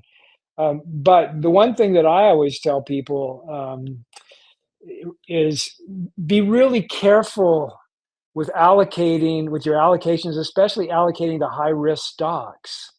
So I basically say, you really shouldn't put 1% of your total allocation into a speculation bet. If you think if it's a total speculation bet, you shouldn't have 1%. 1% should, and I only do. You shouldn't. I don't think you should go over 3%. 1, 2, 3 on a single company. 2% is, for me, is really aggressive. I'm and so you got to watch your allocation, but especially on stocks that they're high risk. If you know they're high risk, what in the heck do you got 1% of your portfolio in? And a high risk company should have a lot of leverage. I mean, we're talking 5-bagger or better. So, and if it's 5-bagger or better, why do you need 1% allocated? So you're over allocating. I know this one guy, he had everything in Victoria Gold. It was like crazy. It was like that was an investment, Victoria Gold. And he kept emailing me. And I think he got out before it crashed. I think he actually had gotten out of all of it, but maybe he had a little bit left, but I don't know how much he had left. I'm gonna have to ask him. But at one time he had everything in Victoria, and look what happened. Victoria went bankrupt. He could have lost it all. He seen me afterward. He goes, I got so lucky because I told him, you can't do that. You can't put all of your money in a single stock. And I've heard this over and over again where people have put like 20% of their net worth or their allocation into a single stock. 20%. Now, it's okay if your cost basis is 2% and then it goes up 10x and then it goes to 20%. You focus on your cost basis, not what it's at currently valued at. So allocations are important. Be careful. If it's a high risk speculation bet, I even think that 0.5, half a percent is too much in many cases. If it's a total, if it's basically a 10 bagger upside, high risk speculation bet, I think 0.25 to 0.5 is where you should be on those type of stocks. And then let the winners appear. Now, I have 160 positions, so you know how I invest. My average is about 0.5%. And then I do some ones on, high quality, like high quality producers, Silvercrest, Heckless, Coors, the Mormons, all the Mormons, I like to have at least 0.5%, 0.75%, 1%. But the high risk stocks, I'm pretty comfortable with 0.25, 0.3, 0.4. But I get it. I mean, I have a million positions. You probably don't. But watch your allocations. Try not. One thing I like to do, try to take the emotion out of it. It's like if a stock goes down 10% in a day and you feel it, there's too much emotion in that stock. You're over allocated.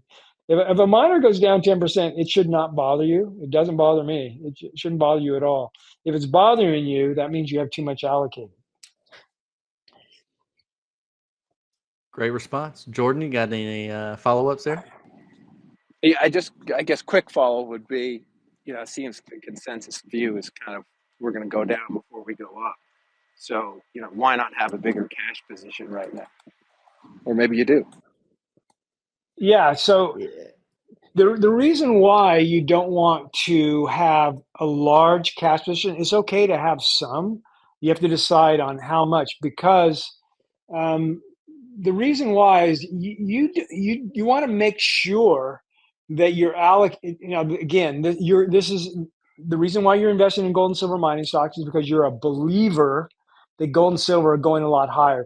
You're not doing this for a 12-month, gold's going to go up to $200 and you're going to make 25% of your money. I'm not talking about those people. There are people that do that, but I don't think that's why you should be involved in gold and silver mining stocks. You should be doing this because you want big alpha. So if you want big alpha, we're getting ready to break out. You want to be allocated. You don't want to be 100% on the sidelines. And I've seen people do this. They're like, I'm going to sell everything now because I know we're going to get rug pulled and I'm going to jump back in. Now, that works for some people, but that's kind of a trading mentality. But when you're going to do that, you need to know what you're going to buy. So the problem is you want to have a portfolio, and you can't identify the portfolio that easily. Portfolios are kind of organic; they kind of grow on their own. So you got to kind of get involved. You got to get some positions, like get 30 positions, and then see what you have, and you got to get comfortable with it. You got to figure out which ones have too low allocations, which ones have too much. But these portfolios, they kind of they don't manifest all at once. It's really difficult to say, okay, I have 100 grand. I'm going to buy 20 stocks, and these are the 20. It's really hard to do that because miners change from month to month. And getting allocation, getting involved, getting your portfolio, it takes time and effort. It doesn't happen overnight. So if you're on the sidelines and then you're waiting for a bottom, you get rug pulled. Let's say we go down. It's hard to buy on the way down. I don't have any problems buying on the way down, but a lot of people have trouble. They're like, oh my gosh, do I do it now or do I wait till we get lower kind of thing? So sometimes it's hard to do that for people. So like right now, we're at $2,500 gold. So you get down to 2,300. You're going to pull the trigger then. How much you're going to pull the trigger? Then you go, okay, we're at 2,250. Now we're at 2,200. And so, when do you jump in?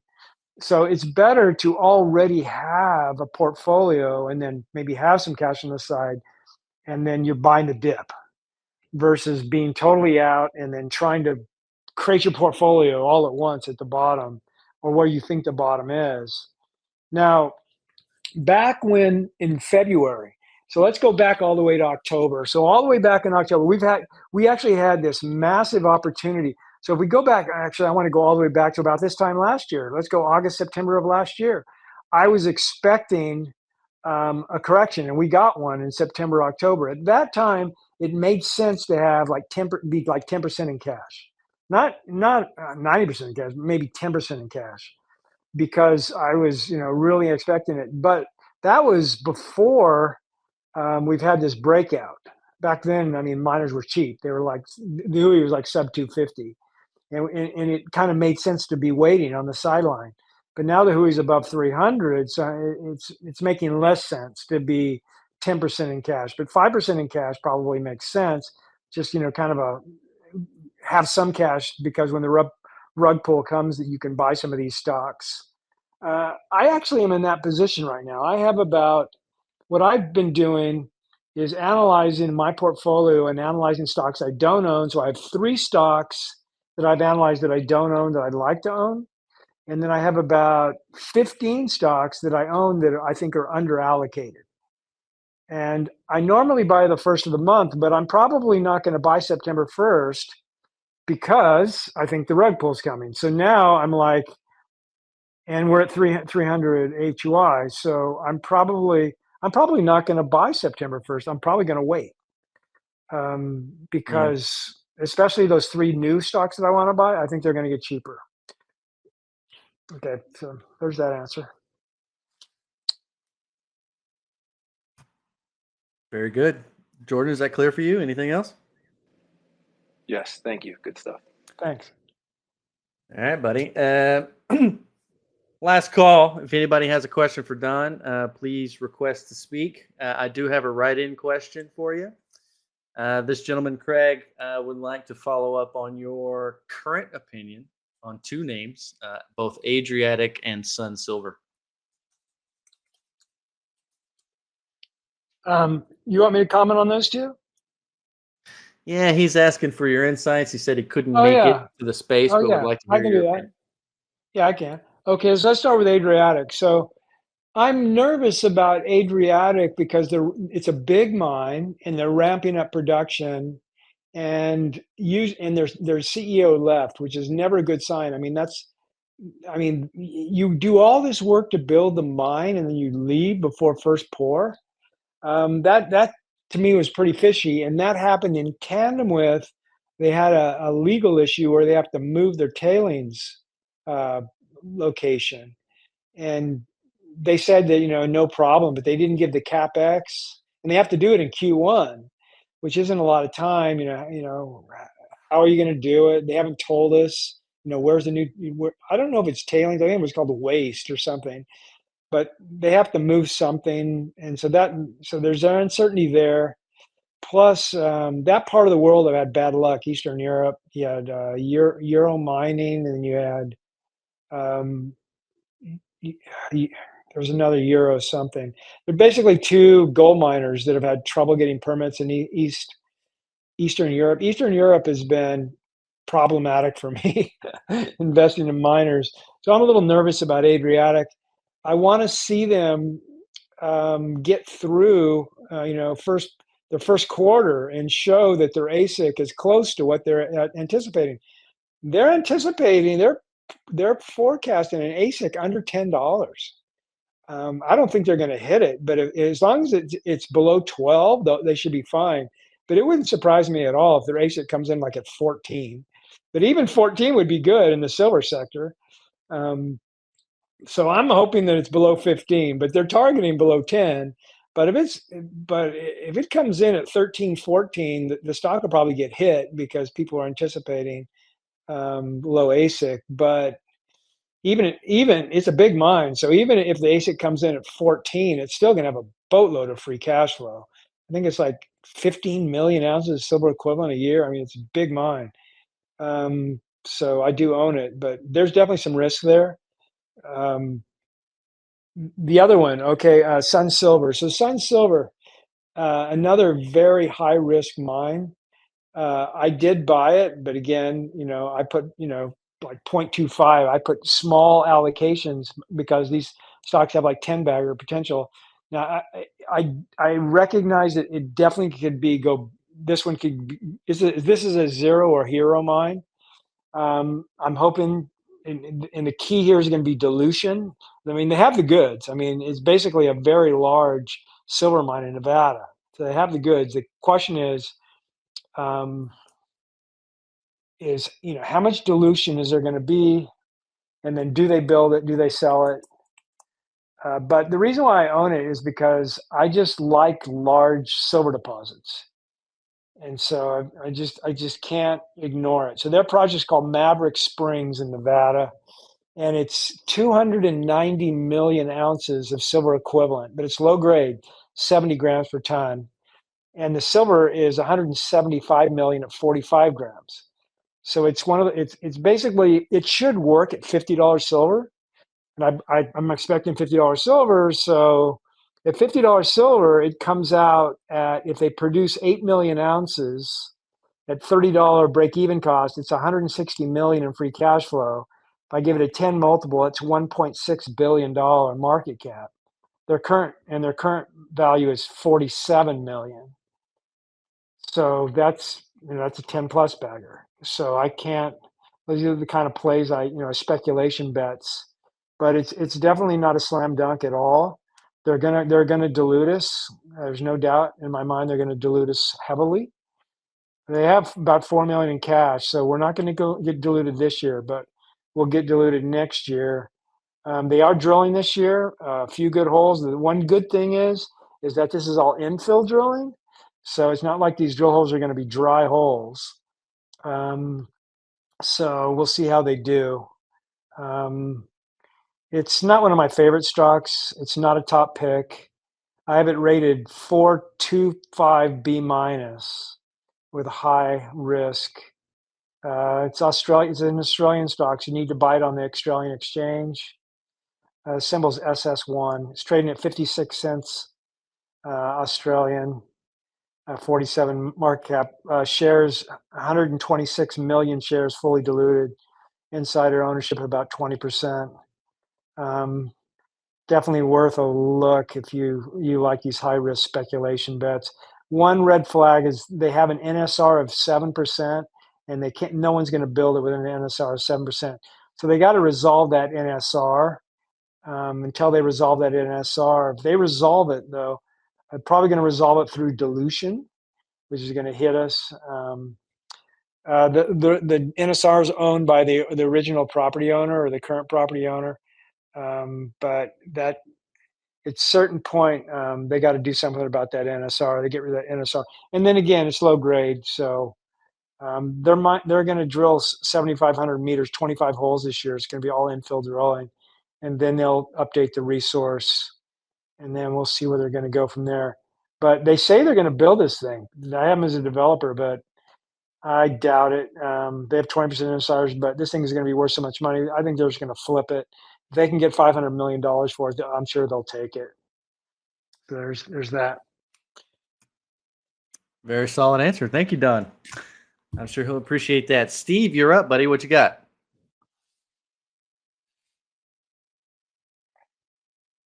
Steve, you here? Okay, can you hear me? Yeah, I just wanted to know if you know anything about Kuya silver and Suma silver. Thanks. Yep. Well, you know me, I know them all.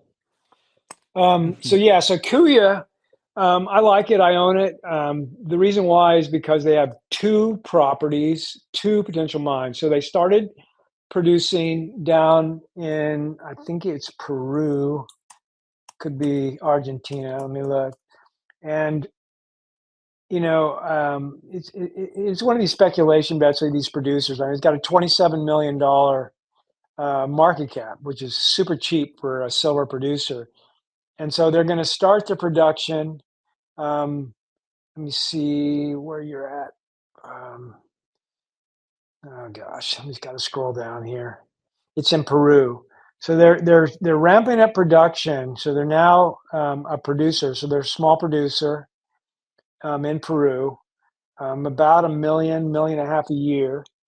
And so if they can get that to say 2 million ounces a year, I mean, that's could easily rip to 100 million in valuation.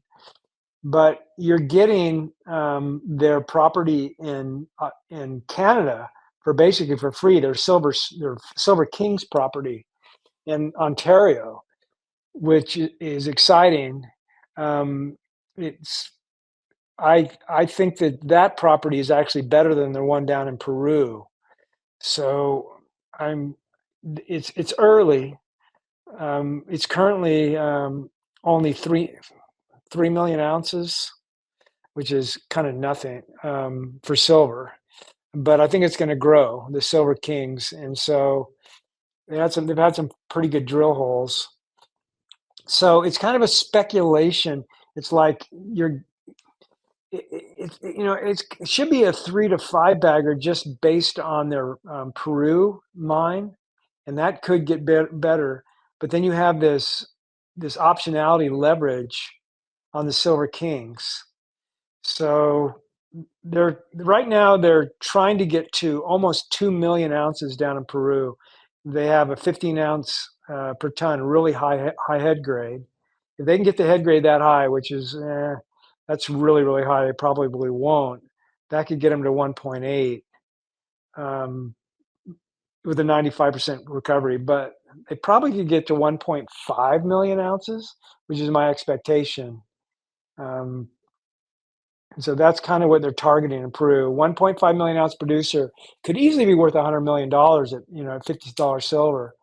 It could be worth more than that. I'm actually targeting them as a 2 million ounce producer. And if they can get to 2 million ounces and they can go long life, they could actually get valued over 500 million.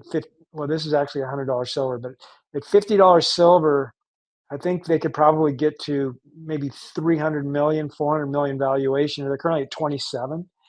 So if they can get to 2 million, and that's just in Peru, then you have, this thing has some really, really good leverage. The one thing, a caveat I would use is that small producers can get into trouble because small producers generally do not have strong balance sheets. Like these guys have about 3 million in cash, but they don't have any debt. But they could get into trouble really, really fast if a mine shuts down. You don't have much room for error on small producers because they just don't have the balance sheet, and then they don't have access to funds. And so you're taking a lot of risk when you own a small miner. Two positives on Kuya. They only have 97 million shares outstanding, so it's tightly held, and 35% insiders. And it's also a small miner, so they're probably not in the crosshairs of anybody for getting taken over. So they're kind of on their own. I like that. So we need them. We need them to get to 2 million in Peru. And we need the Silver Kings mine to hit some really good drill holes, and then that will be there. Suma, I like Suma as a drill story, but it's not a great drill story.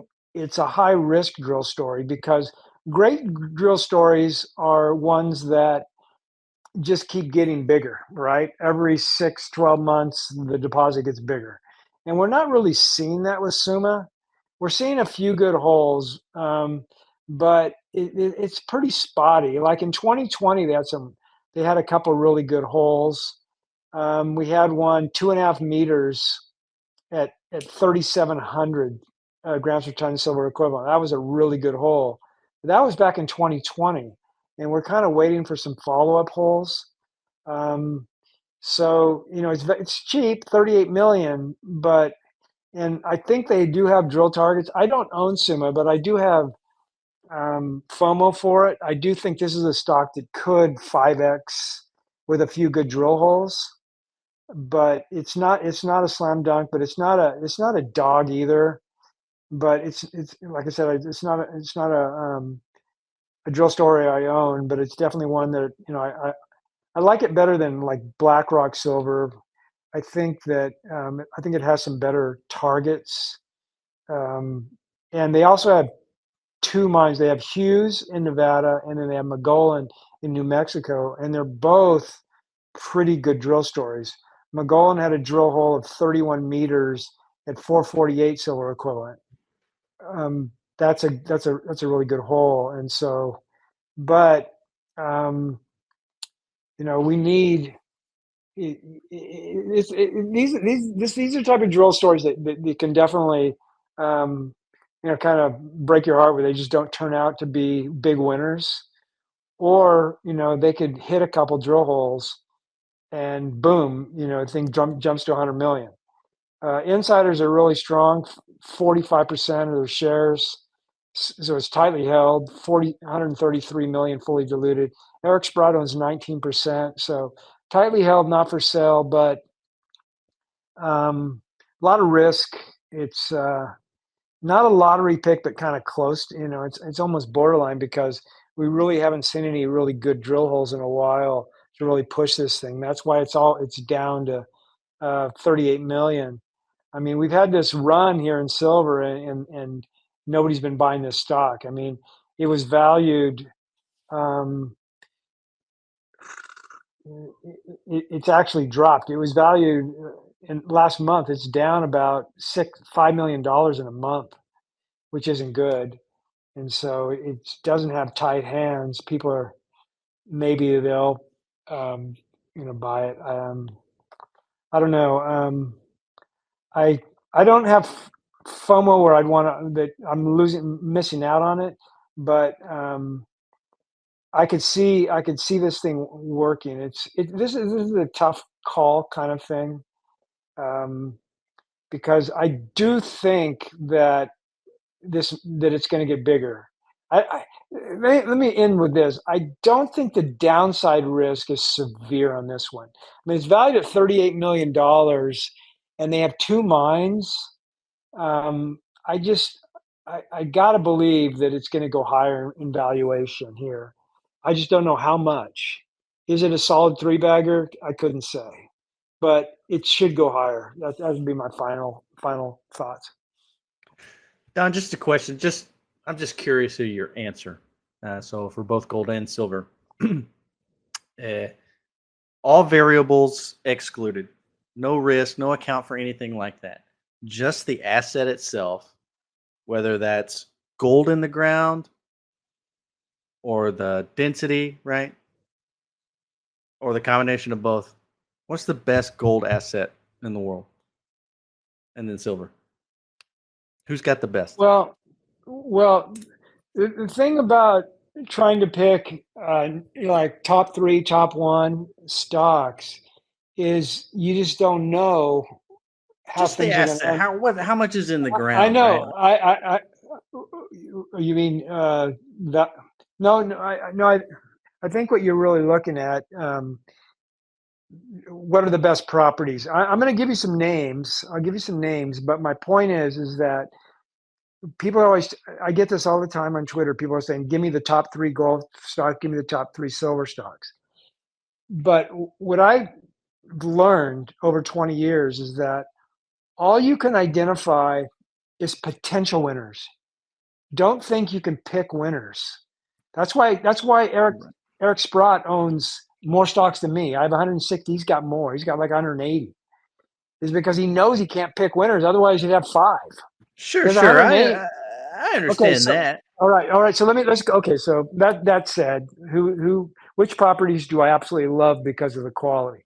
So the first one is Aya, because Aya, they have Zagounder, which is a beautiful mine, which is about, they're going to basically up it in Q4. They're going to go to 8 million ounces a year. It's over 100 million ounces. It's going to probably go to 200 million. It's basically a long life, high grade, all silver mine. It's a beautiful mine. And it's not their best mine on the property. Zagounder is twice as big. Boumediene is twice as big as Zagounder. And that thing is just getting bigger. And so as far as silver properties go, Aya's got these 2 beautiful properties. Second would be Go Gold. Go Gold, their property, Los Ricos South and Los Ricos North are just beautiful mines. They're not high capex. They're they're low cost. They're just, so that would be the second one. And these are basically development projects. So you got Aya, and then you got Go Gold. Those two. I mean, I would overpay for both of those companies right now. If I felt like Hecla, I would go in there and basically say, I'll give you a 50% premium for both of those in a heartbeat, and try to do a deal, but I don't think either of them are for sale. But I wouldn't be surprised. I don't think I is for sale, but I wouldn't be surprised if Go Gold is one of the deals that's getting made right now, because it's absolutely a beautiful beautiful mine, beautiful development stories. Now, as far as producers right now, you got to go with Silvercrest, but Silvercrest, it's only about a 10-year mine life, but it's really high grade. And then, of course, you got Mag Silver, but they're not a producer. They just own 44% of it. So they're more of a, but their Juanicipio is a beautiful mine. And the odd thing about Juanicipio is Fresnillo owns 56. They're not drilling it aggressively, and that property's got tons of drill targets, and they're like, okay, we're happy with, I don't know what their exploration is, like 5 million a year, but they could be drilling the heck out of that property, but they're not. But Juanicipio, but I'm going to hold Mag until silver gets to like 650 or 60, and then I'll probably punt it, because they don't have a pipeline. Okay. So let me think if there's another one out there. Okay, I love Snow Gold's property, but the valuation's too high.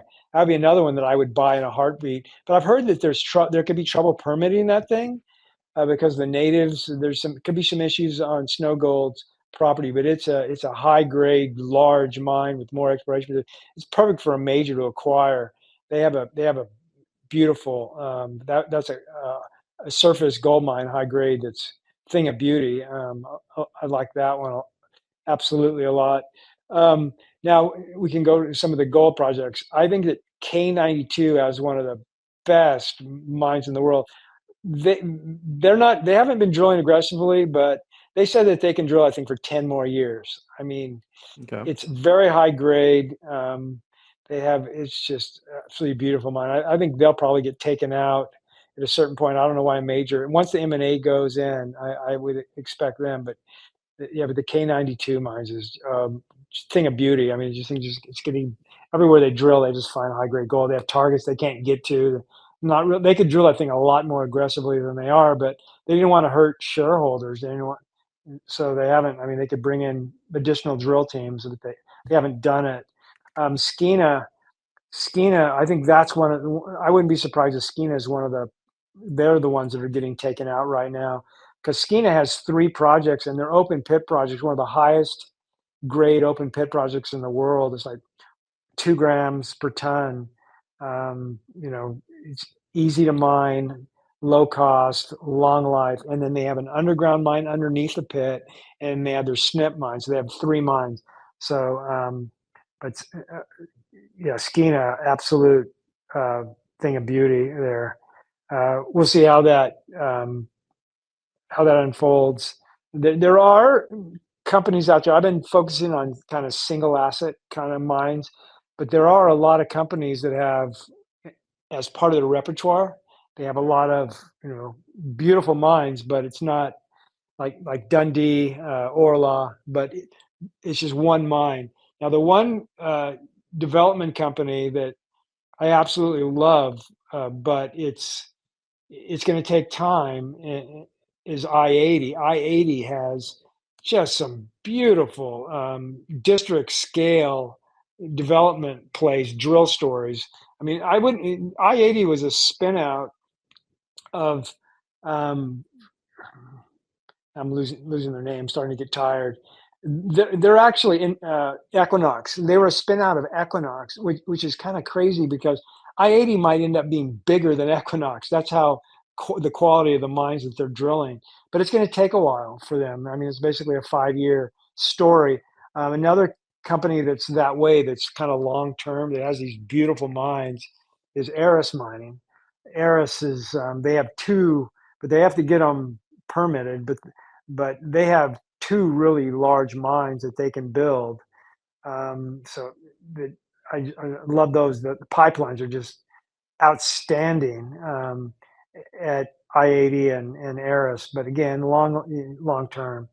And then of course Discovery Silver. That's my favorite silver project because they have 1 billion ounces of silver. And maybe it's like a 30-year mine. That thing is just, I mean, that thing could just be worth a fortune. And I do think it will get permitted. So who am I missing here? Who's the properties that I just am in love with and think are going to super work?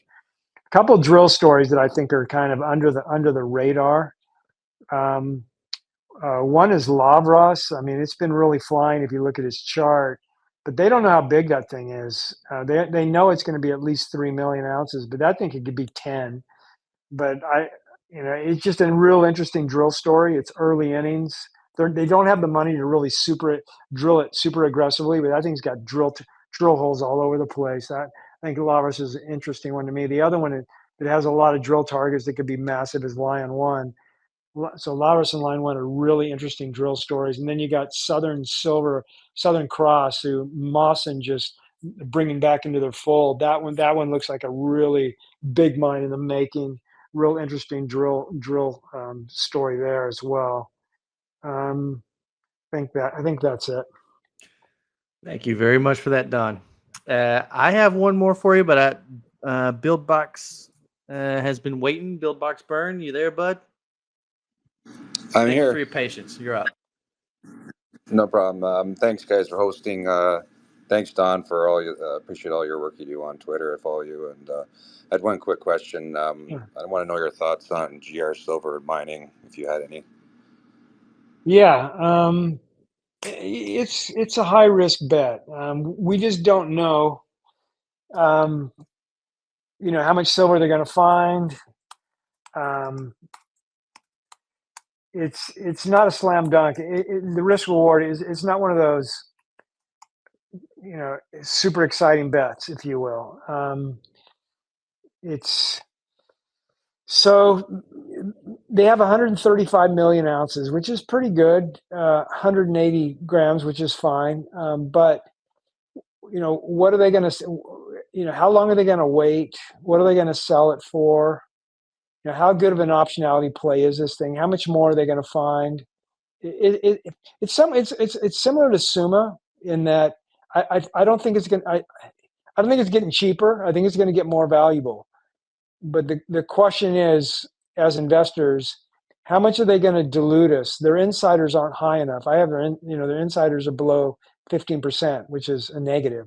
Usually, when you have insiders low, they usually sell to the first guy that gives them a good offer. So we're looking at a 30% premium when they finally sell.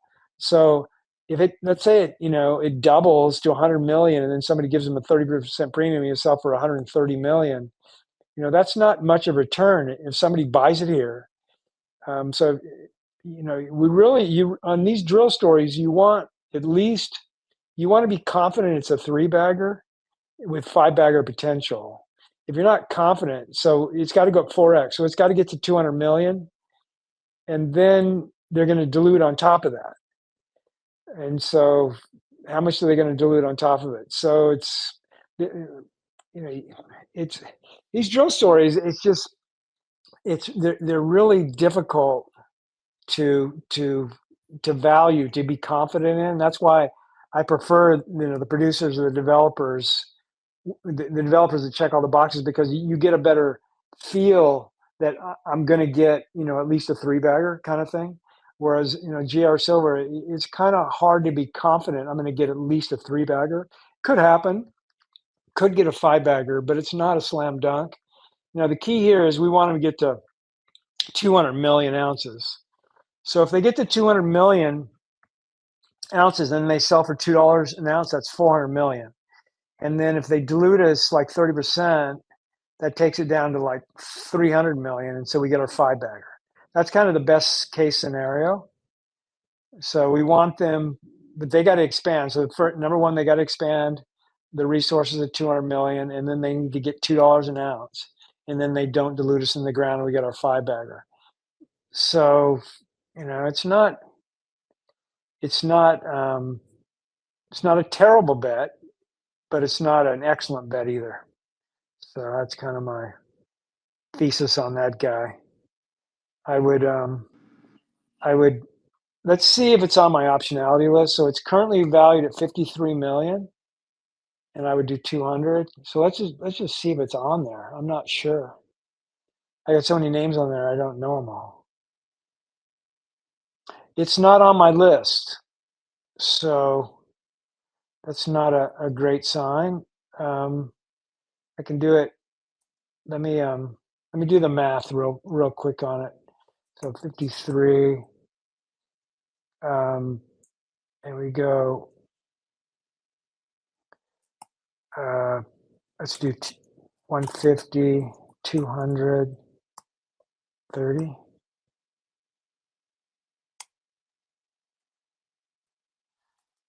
Um, 150 estimated. Oh, at 200, 27. Oh, hey, it's actually not too bad. It's printing out right now at 27 cents an ounce. So anything below, if you valued it 200, it's actually not a bad. Not a bad. Let's say $2. It comes out at it's expecting about a 3 to 5 bagger, maybe 3 to 4 bagger. Well, that's kind of what I was talking about. That was kind of the number I had, right? So as an optionality play, it prints kind of as a 3 to 5 bagger. I mean, that's kind of what we should expect to see. So it's not a terrible bet, not a great bet. I don't think they'll find, if they find more than 200 million ounces, then you're going to do better. Awesome. Thanks, Don. Appreciate that. Sure. That's the only name you wanted? I have some other ones, but yeah, that was kind of more the one I was just more interested in right now, but appreciate that. Sure. All right. I got one more for you, Don. We've been talking about this one for a year, maybe two, actually. And that's Silver Tiger. And recently I started seeing men like Rick Rule talk about it. He's doing interviews with their CEO. And I don't know what it is. I'm in it. I like it. But this one just makes me feel nervous, and it always has. And I don't, I don't know what it is about it. What do you think about it these days? I know they have a PFS coming up. I think in the near future, in the next month or so, 2 months, I think. I might be off on that, but I know it's coming. What are you thinking? You still like it? Yeah, remember I said before, I prefer development plays to exploration plays. And the reason why is because exploration plays are what I call one and done. Is you're just betting on the resource getting as big as it can get, and then they sell it. One and done. That's it. Whereas development plays are get into production and then find a second mine, find a third mine. Buy a second mine, buy a third mine. So development stories can go from 50 million, 150 million to 1 billion, 2 billion, 3 billion. So, and just, they basically can grow into big companies. So I'm a big fan of development stories, but they break my heart all the time because I usually bet on companies that have big upside, and Silver Tiger is one of them. So since they have big upside, huge alpha, they tend to get taken out. Even with high insiders, I've seen companies even have 30% insiders and they still get taken out. But you want a company that basically checks all the boxes. Now the risk with Silver Tiger is they wanted to start out with an open pit. Basically, it was gold. They have gold on the surface open pit, and then they have high-grade silver underground. And they want to build the open pit. Now, the underground silver is permitted, so they can pivot into that, which reduces our risk substantially. But the open pit gold mine is probably not going to get permitted if Scheinbaum basically does the same thing that AMLO did, which it was kind of a stealth ban where he basically he refused to give anybody any permits. There were no open pit permits given during AMLO. The last one that was given was 2017. So for the last 6 years, there have been no open pit permits.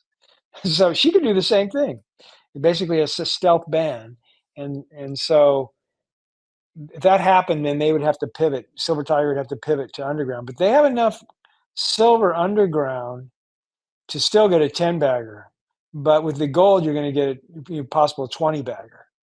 It's currently printed as a 33 bagger at 8 million ounces silver equivalent. Yeah. Because the reason why it's so cheap, $51 million, is because of these, the permitting issues. They're trying to get this open pit permit, and no one's getting permits, so it's getting no valuation. But it should be valued at 100 million, which would take it to like a 15 bagger, which would be normal.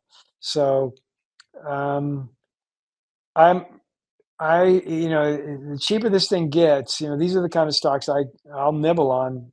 It's down to 13 cents. I might have to nibble on this one a little bit more, lower my cost basis, because I'm a fan of the project. I think, I don't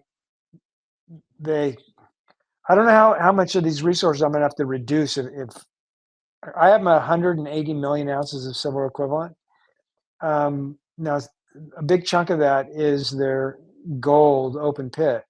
So it might go down to, I don't know, 120, but that's still a lot. And the underground, their underground silver is at 300 grams per ton. So it's high grade. So so I have them at 8 million, but it's probably going to be 5 underground, but 5 million, that's still $1 billion. That's still a 10 bagger, 10, 20.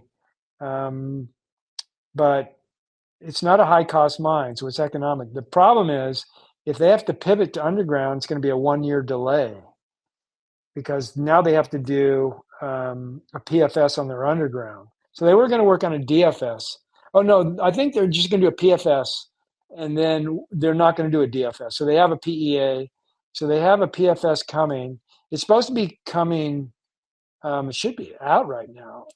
I had it here. It's due. So they're not going to do a feasibility study. They're just going to do a PFS. But they're going to have to pivot to do a PFS underground. But they're working on that right now. So we'd probably get that first, second quarter next year. And then it's already permitted. And then so they could start construction on their underground mine next year. Then they'd have to finance it. But it's a big property, 70,000 acres with more drill targets. Insiders a little light.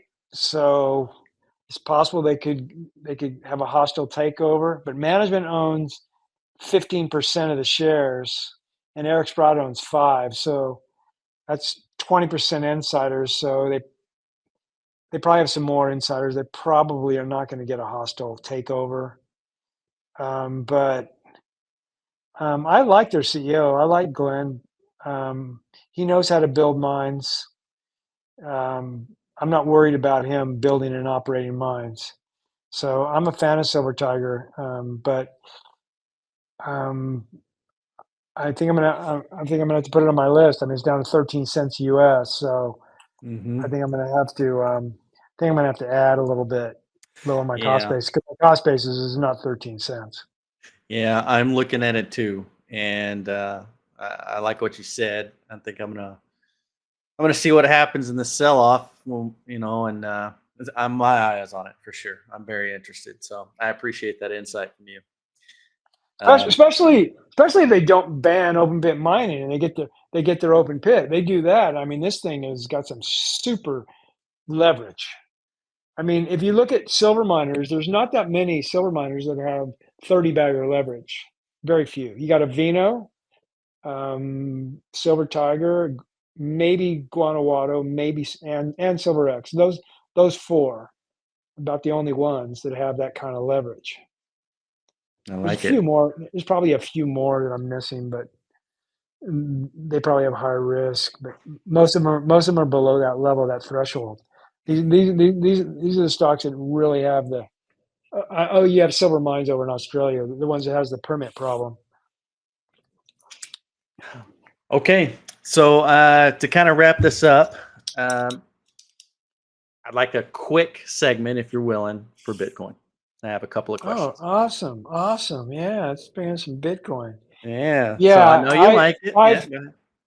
yeah. So, I've been I've been telling people since Bitcoin was below $1,000. So I did my deep dive on Bitcoin when it was at $250. But I didn't buy it then. Yes, I did it. My first buy was at 400. So I guess my deep dive was right at 400 because when I did my deep dive, $400 Bitcoin. But at that time, I mean, I did my deep dive and I looked at it. So I worked in IT and I was a computer programmer for 20 years. And so I understand the technology part of it. So when I did my deep dive on Bitcoin, the one thing that blew my mind was how elegant it was. It was like a miracle. I'm like, I swear to you, the one thing that popped in my mind more than anything else was that this should not exist. That's what was going through my mind when I was looking at the technology. It's like, this shouldn't exist.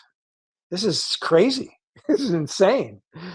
And this was back in 2016 because it was so elegant. Now, what I mean by elegant is that it's basically, what is it? It's anti-fragile, which is crazy. It's almost like ET technology.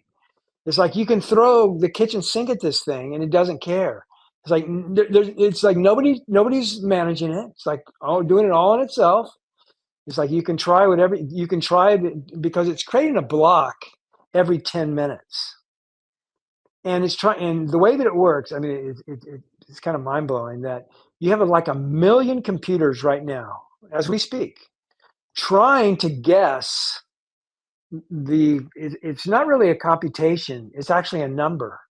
So every 10 minutes, a number, it's like a treasure hunt. The number goes in a box and it's like a key. And you have to guess the key. You have to it's like a hacker. You got to unlock it. There's 1 million computers that are all basically trying to unlock this key. And the first one that unlocks it, as soon as he unlocks it, it basically says, "Oh, I did it! I solved the riddle," and it basically says, "I solved it," and it puts it on top of the chain. And then a millisecond later, somewhere else across the world will guess the same key, and they'll say, "I guessed it right," and they'll start building on top of the key, and then that 1 million computers on all the world, they all start basically saying, and then everybody starts finding out, well, somebody guessed it, and they stop guessing, and as soon as they stop guessing, then they start building on top of that key. This all happens within 10 minutes. And then if two computers guess it almost simultaneously, it has to resolve itself, and it resolves itself by all the computers figuring out which one finally guessed it. And as soon as they figure out, oh, you're wrong, they move over to the correct chain. And you can have two chains battling it out on which one is the longest chain. They might be battling out for 3 blocks in a row. Well, eventually they figure it out and it all kind of resolves itself. Well, while simultaneously that is happening, you can get attacks. The chain is all getting attacked. They're getting, like, the servers are all getting attacked all simultaneously. Well, Bitcoin is like it defends itself. It's like, and it's absolutely crazy, and it basically resolves. And then the server is up 99.8% of the time. So it's anti-fragile, and it's like it's the most secure network on the planet, which is mind blowing. And the code isn't that big. It's like when I was doing my research, it was like less than 100,000 lines of code. It's like, how in the hell does 100,000 lines of code? It's like it has less code than Microsoft Word. How does this program do all this stuff? Like, how in the world can it do it all? I mean, it's whoever wrote this code was just such a genius. And then on top of that, they solved what's called the general's dilemma that had never been solved before, ever. It was like and basically that is how basically when he solved the general's dilemma, he wasn't trying to solve it. What he was trying to do was prevent the double spend. So if I have my Bitcoin and I try to spend it, no, you can't. Two people can't spend that same Bitcoin at the same time. And so the way that he solved it was through the blockchain, and by preventing the double spend problem, he solved the general's dilemma. That's what that double spend thing was. And so he made it. That's the elegance of the whole thing. So he made it anti-fragile so that the new Bitcoin can get created every 10 minutes, and nobody can screw with it. And then simultaneous to that, you can spend your Bitcoin, you can own your Bitcoin, you don't have to worry about somebody basically spending your Bitcoin. It's your Bitcoin, you can spend it, nobody else can spend it at the same time, kind of thing, the double spend.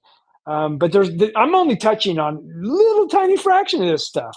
When you do when I was doing a deep dive on this thing, I did over 100 hours. I mean, 8 hours of this thing, you just keep going down a rabbit hole. You uncover one thing, it's a niche. You just go to the next, go to the next, the next thing. It's mind blowing.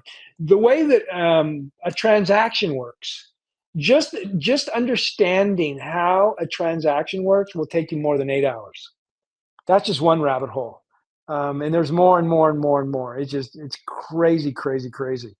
And I actually think one guy invented it, Lynn Sassman. When you go and you read, there's an article, it's on Medium about Lynn Sassman. When you go and you read what he did with his life, he checks all the boxes. It's his life story is Satoshi. So when Lynn Sassman was 18 years old. This is in the 1980s. 18-year-old kid, teenager. He was on the internet protocol team. 18-year-old kid.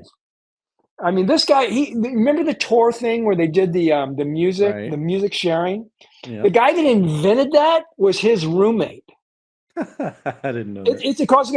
You know how the Bitcoin works, where you have the blockchain. Basically, they actually invented that on email, so that there was a way that you couldn't do double things. And I forget what I'm doing. I'm doing a lousy job explaining that. But they had this email that was kind of secure. He not only was part of the whole invention team on that, but he used to be like the guy that ran the thing. I mean, this guy was involved in all the technologies. Okay, so he worked for a company. So the security, the private security, like there's something right now is called almost secure or something private. I forget what it's called. He was involved in that all origination stuff. It's mind blowing. Hal Finney, he was one of his good friends. So he lived in Pennsylvania, and he came out to the West Coast of California, and he was good friends with Hal Finney. He actually worked with him, and Hal Finney was like the first guy to get a block. Well, who would you give a block to? One of your friends, right? This guy checks every single box. And then the other thing, he in his work, when his emails, because we have his emails, he used the way that he talked. He sounded like a college professor, right? Well, this guy, like I said, when he was 18 years old, he was already brilliant. So he was working when he died. Here's the thing. He died 2 months after when Satoshi disappeared. Lynn Sassman died 2 months later. 2 months later, he died. Well, he was working at a college in Belgium. And so the guy that did this, the Satoshi emails, was using British English. Well, guess what? All the people that he was what he was working with in Belgium, they were all using British English. I mean, there's one thing after another. The other thing is that he was single. He never got married. He was single. He never got married. He was a hacker. Right? It had to be a hacker that did this. The other thing was he hated government basically taking away privacy. He basically raised money for a hacker that got thrown in jail. He was like, I mean, he just checks every single box, and it's actually mind-boggling. So I was going to say, you got to read the article. It's about 20 pages long. When you get done reading it, you tell me that guy's not Satoshi. He's the perfect fit. But so Bitcoin. So the one thing. So what I did when I did my deep dive, I said I was elegant, but it kind of blew my mind. But the reason why I bought Bitcoin, I bought it right after I did my deep dive, The reason why I bought it was two things. Number one, I couldn't figure out a way to kill it. Like, how can you stop this thing? How can they turn it off? And the only thing that I could come to the conclusion with was that the only people that could turn it off would be like the G7, like they would outlaw it, like Europe, the United States, Canada, Australia, and Japan would all basically say, okay, we'll make it legal. But if they did that, they'd be giving Bitcoin to the rest of the world. So they can do it. You're going to give it to the rest of the world? It's too valuable. So they can't do that. That's not going to work. Everybody talks about the U.S. government basically shutting it down. What are they going to do? Give it to the rest of the world? No, they can't. So then the only other thing I could come up with was quantum computers. But quantum computers aren't ready to. They can't hack Bitcoin yet. And by the time if you look into right now, quantum computers they're not. It's like first generation. It's going to take like third, fourth generation before they can even start thinking about hacking Bitcoin. But by then, you're talking about that's like 4, 5, 6 years away. That's too far away to even consider. So I couldn't figure out a way to kill Bitcoin. So that's number one. Number two is the halving. So the halving, it basically builds into Bitcoin upward pressure on the price. So I'm like, it's silly not to own this thing because it has upward pressure on the price and you can't kill it. So you got to own it. And so I've been telling people, you want to own Bitcoin just because of the risk reward. The risk reward says if you do game theory on Bitcoin, this is why Michael Saylor was late to the game. Back in 2012, Michael Saylor looked into Bitcoin and said this thing's going to zero. Well, guess what? That was my mentality too. From 2012 to 2016, I thought it was going to zero too, but I didn't do a deep dive. And Saylor was the same way. He basically smart dude, but he never looked under the covers. And then finally, Saylor, I don't know when it was, but I think it was like 2019.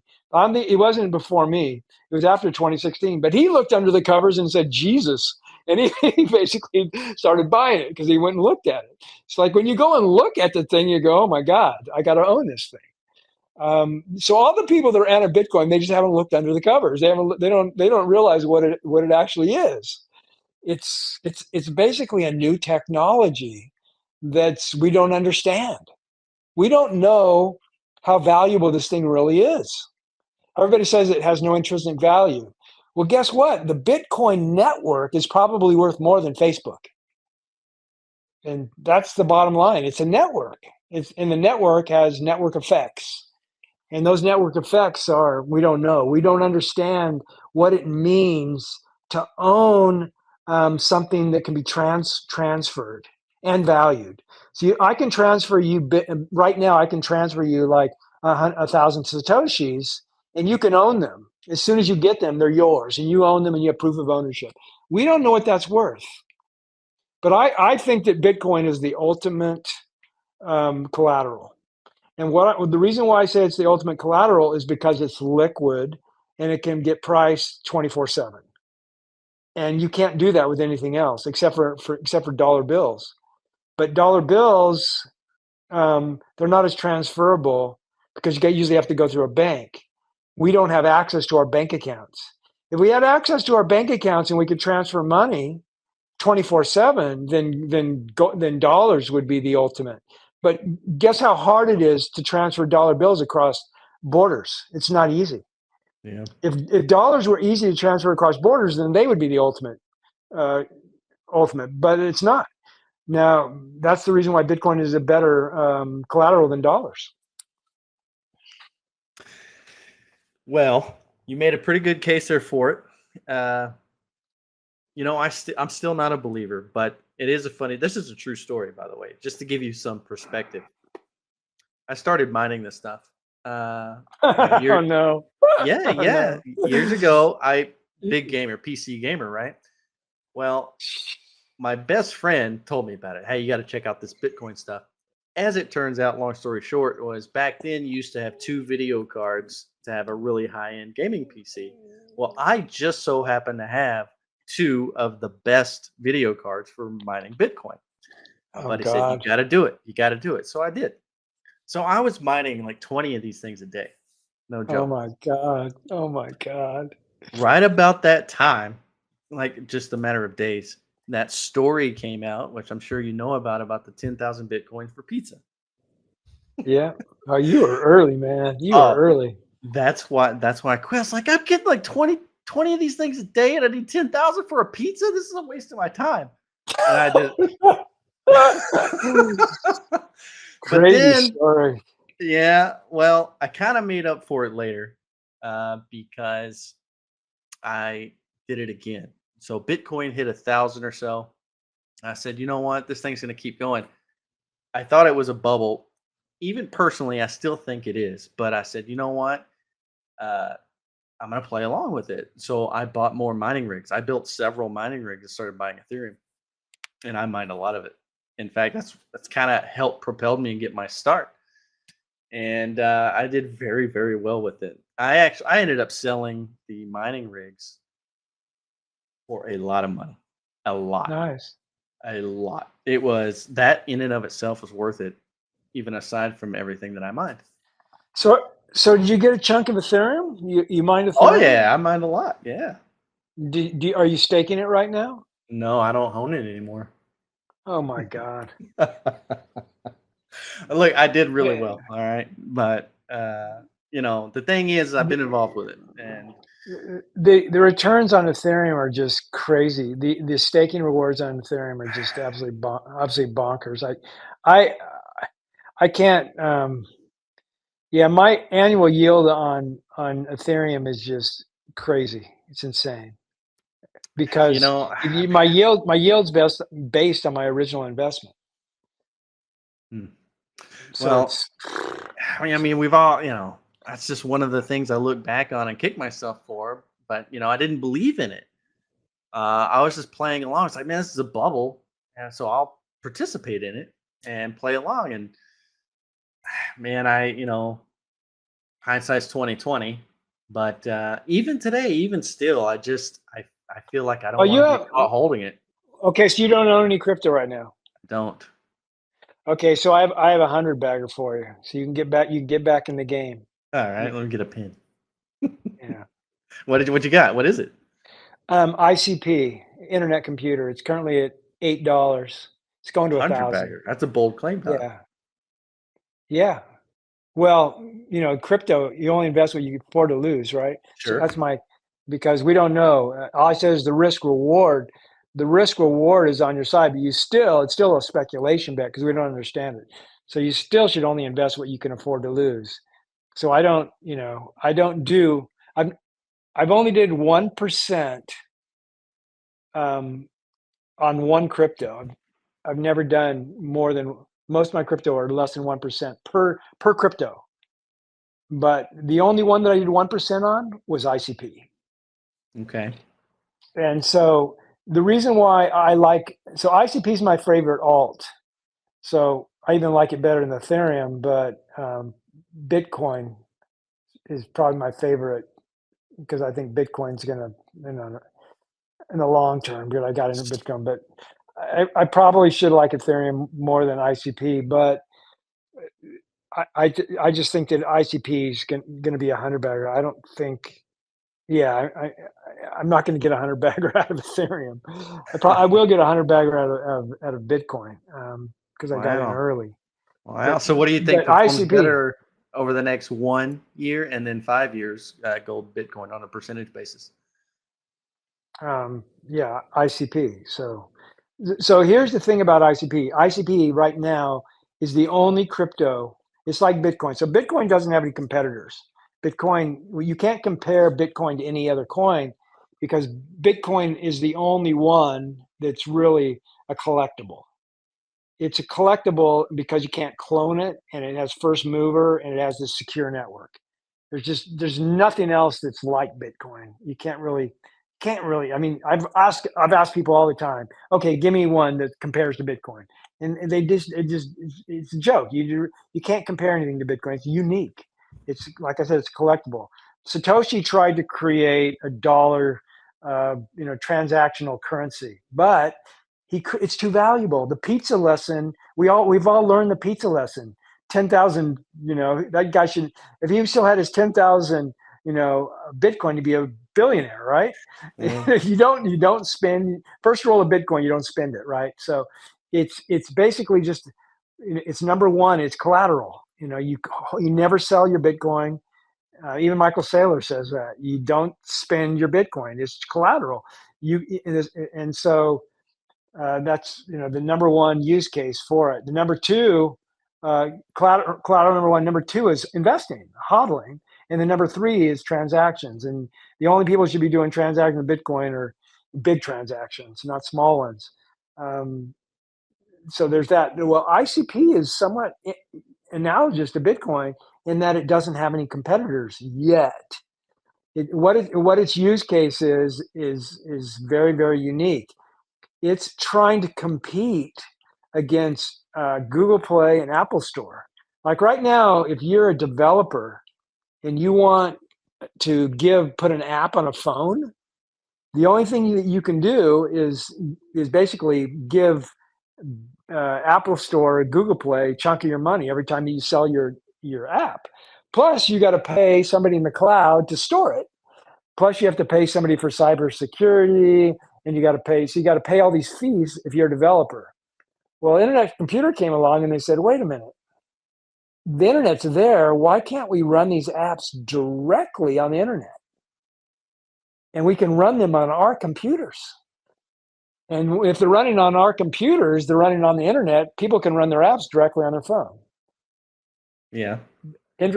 Interesting thesis, right? And they're the only one that are trying to do this. Well, that's only one of the use cases that ICP is trying to do, but it's a different way of using your phone. So it's going to be difficult. Like nobody's doing it right now. It's going to so that's why it might go to zero. But if it works, it'll be a 100-bagger. But somebody's got to create a perfect app that everybody wants to use. So once somebody creates an app on ICP that people want to use, then boom, it's off to the races then. But that hasn't happened yet. Okay, so that's one use case. The other use case is, let's say that you're a company and you want to have your own private cloud. And guess what? And you don't. And so right now, the only way you can get on the cloud basically is you have to pay like Amazon, and they only give you one server. They're like, okay, you're on but it's not really a private cloud. It's like you're just have a server on theirs. But this is literally your own cloud, and you can run your own apps on this cloud, or you can store data on this cloud, and it's secure. And it's just, here's the thing. It's distributed. It's decentralized. It's on the internet computer. So the internet computer is just a series of private computers that are all on the internet. So if you install your app on one of their servers, it's on all their servers. It's decentralized. And nobody can hack it. That's the beauty thing. Nobody can hack your app because it's running decentralized. So pretty interesting. And like I said, the internet computer is the only guys doing this right now. Somebody's going to do it. Somebody's going to compete against them. Yeah. But when it's probably going to be a big company. When somebody else tries to do it, internet computer can go, well, we're first mover, and you're going to have to catch up. Good luck catching up. So it's fascinating. It's based in Switzerland, and they have more developers than any other app. I mean, they have there's a lot of developers, and they're all this internet computer staff. But the first time I heard about it, nobody was talking about it. Like when I was buying it, nobody else was talking about it on the internet. It really was nobody on YouTube, and now it's starting to get some traction. People are starting to realize it. It's early. That's why I'm saying it's $100. It's at $8. It IPO'd at, I think, $250, and then it went to like 300. It IPO'd somewhere between 150 and 250, and then it went up to like on the same day that it IPO'd, it went up to like 300, and then it crashed all the way down to, I think it got to $5. I actually bought some at $6.50, so I almost bought the bottom. But I think it's going to, if it works again, but it's going to have competition. It doesn't have any yet. So and again, it might not work because right now nobody's using it. It's early, super early. That's why it's at $8 because nobody's using it yet. But if you do some research on it, it's a fascinating concept because like Google, these phones, like I said, they have a monopoly. It's like, why do I have to, You know, why do I have to buy these apps? Why do I have to go to the Google store? But why can't I just run these things directly on the internet? So it's going to be interesting. See how it all unfolds. Absolutely. That's certainly very compelling. I appreciate the tip on that. Well, Don, I think we'll call it here. Really appreciate your time. Good as always. You got anything you want to leave off with? Yeah. Let's do another one in November, like, you know, November 15th, and see if Q4 is wild. Well, yeah. November 15th to the 21st, somewhere in there. We'll do another one, and I think it'll be, you know, I think it'll be. That's an awesome timeline right there. Yeah. We'll know a lot. A lot's going to unfold between now and then. Yeah. Are we seeing the soft landing? Is the stock market, is everything still intact? How many cuts have we had so far? How the year's going to end? What's going to happen to gold and silver? Yeah, the election. Yeah, we're going to have tons and tons of stuff to talk about. So we'll do it, and we usually do it on Friday nights. We'll do it on a Friday night. We would have done this one on a Friday night, but I just can't. I wasn't available. So next one we'll do on a Friday.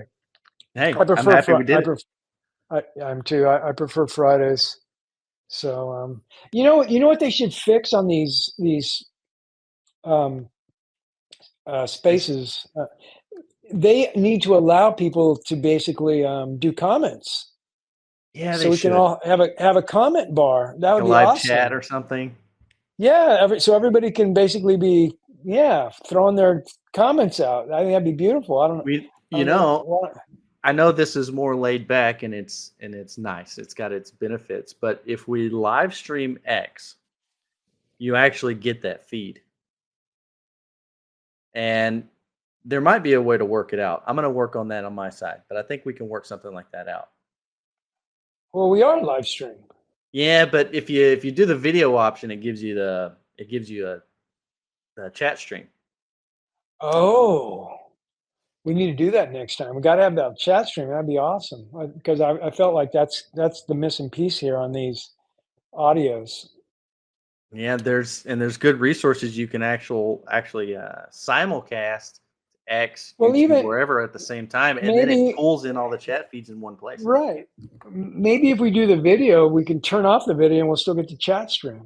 That we can do that. Yes, sir. I think that would be the way to do it. Let's do it. Because you really don't need a video. We're just having a conversation here. Yeah, I like it. So let's try to do the video with the chat stream with no video. Next plan. Let's play. Right. Don, excuse me. Pleasure is all mine. Thank you for coming in today, and we'll see you in November. It was awesome. Thanks for having me on. We'll do it again. Yes, sir.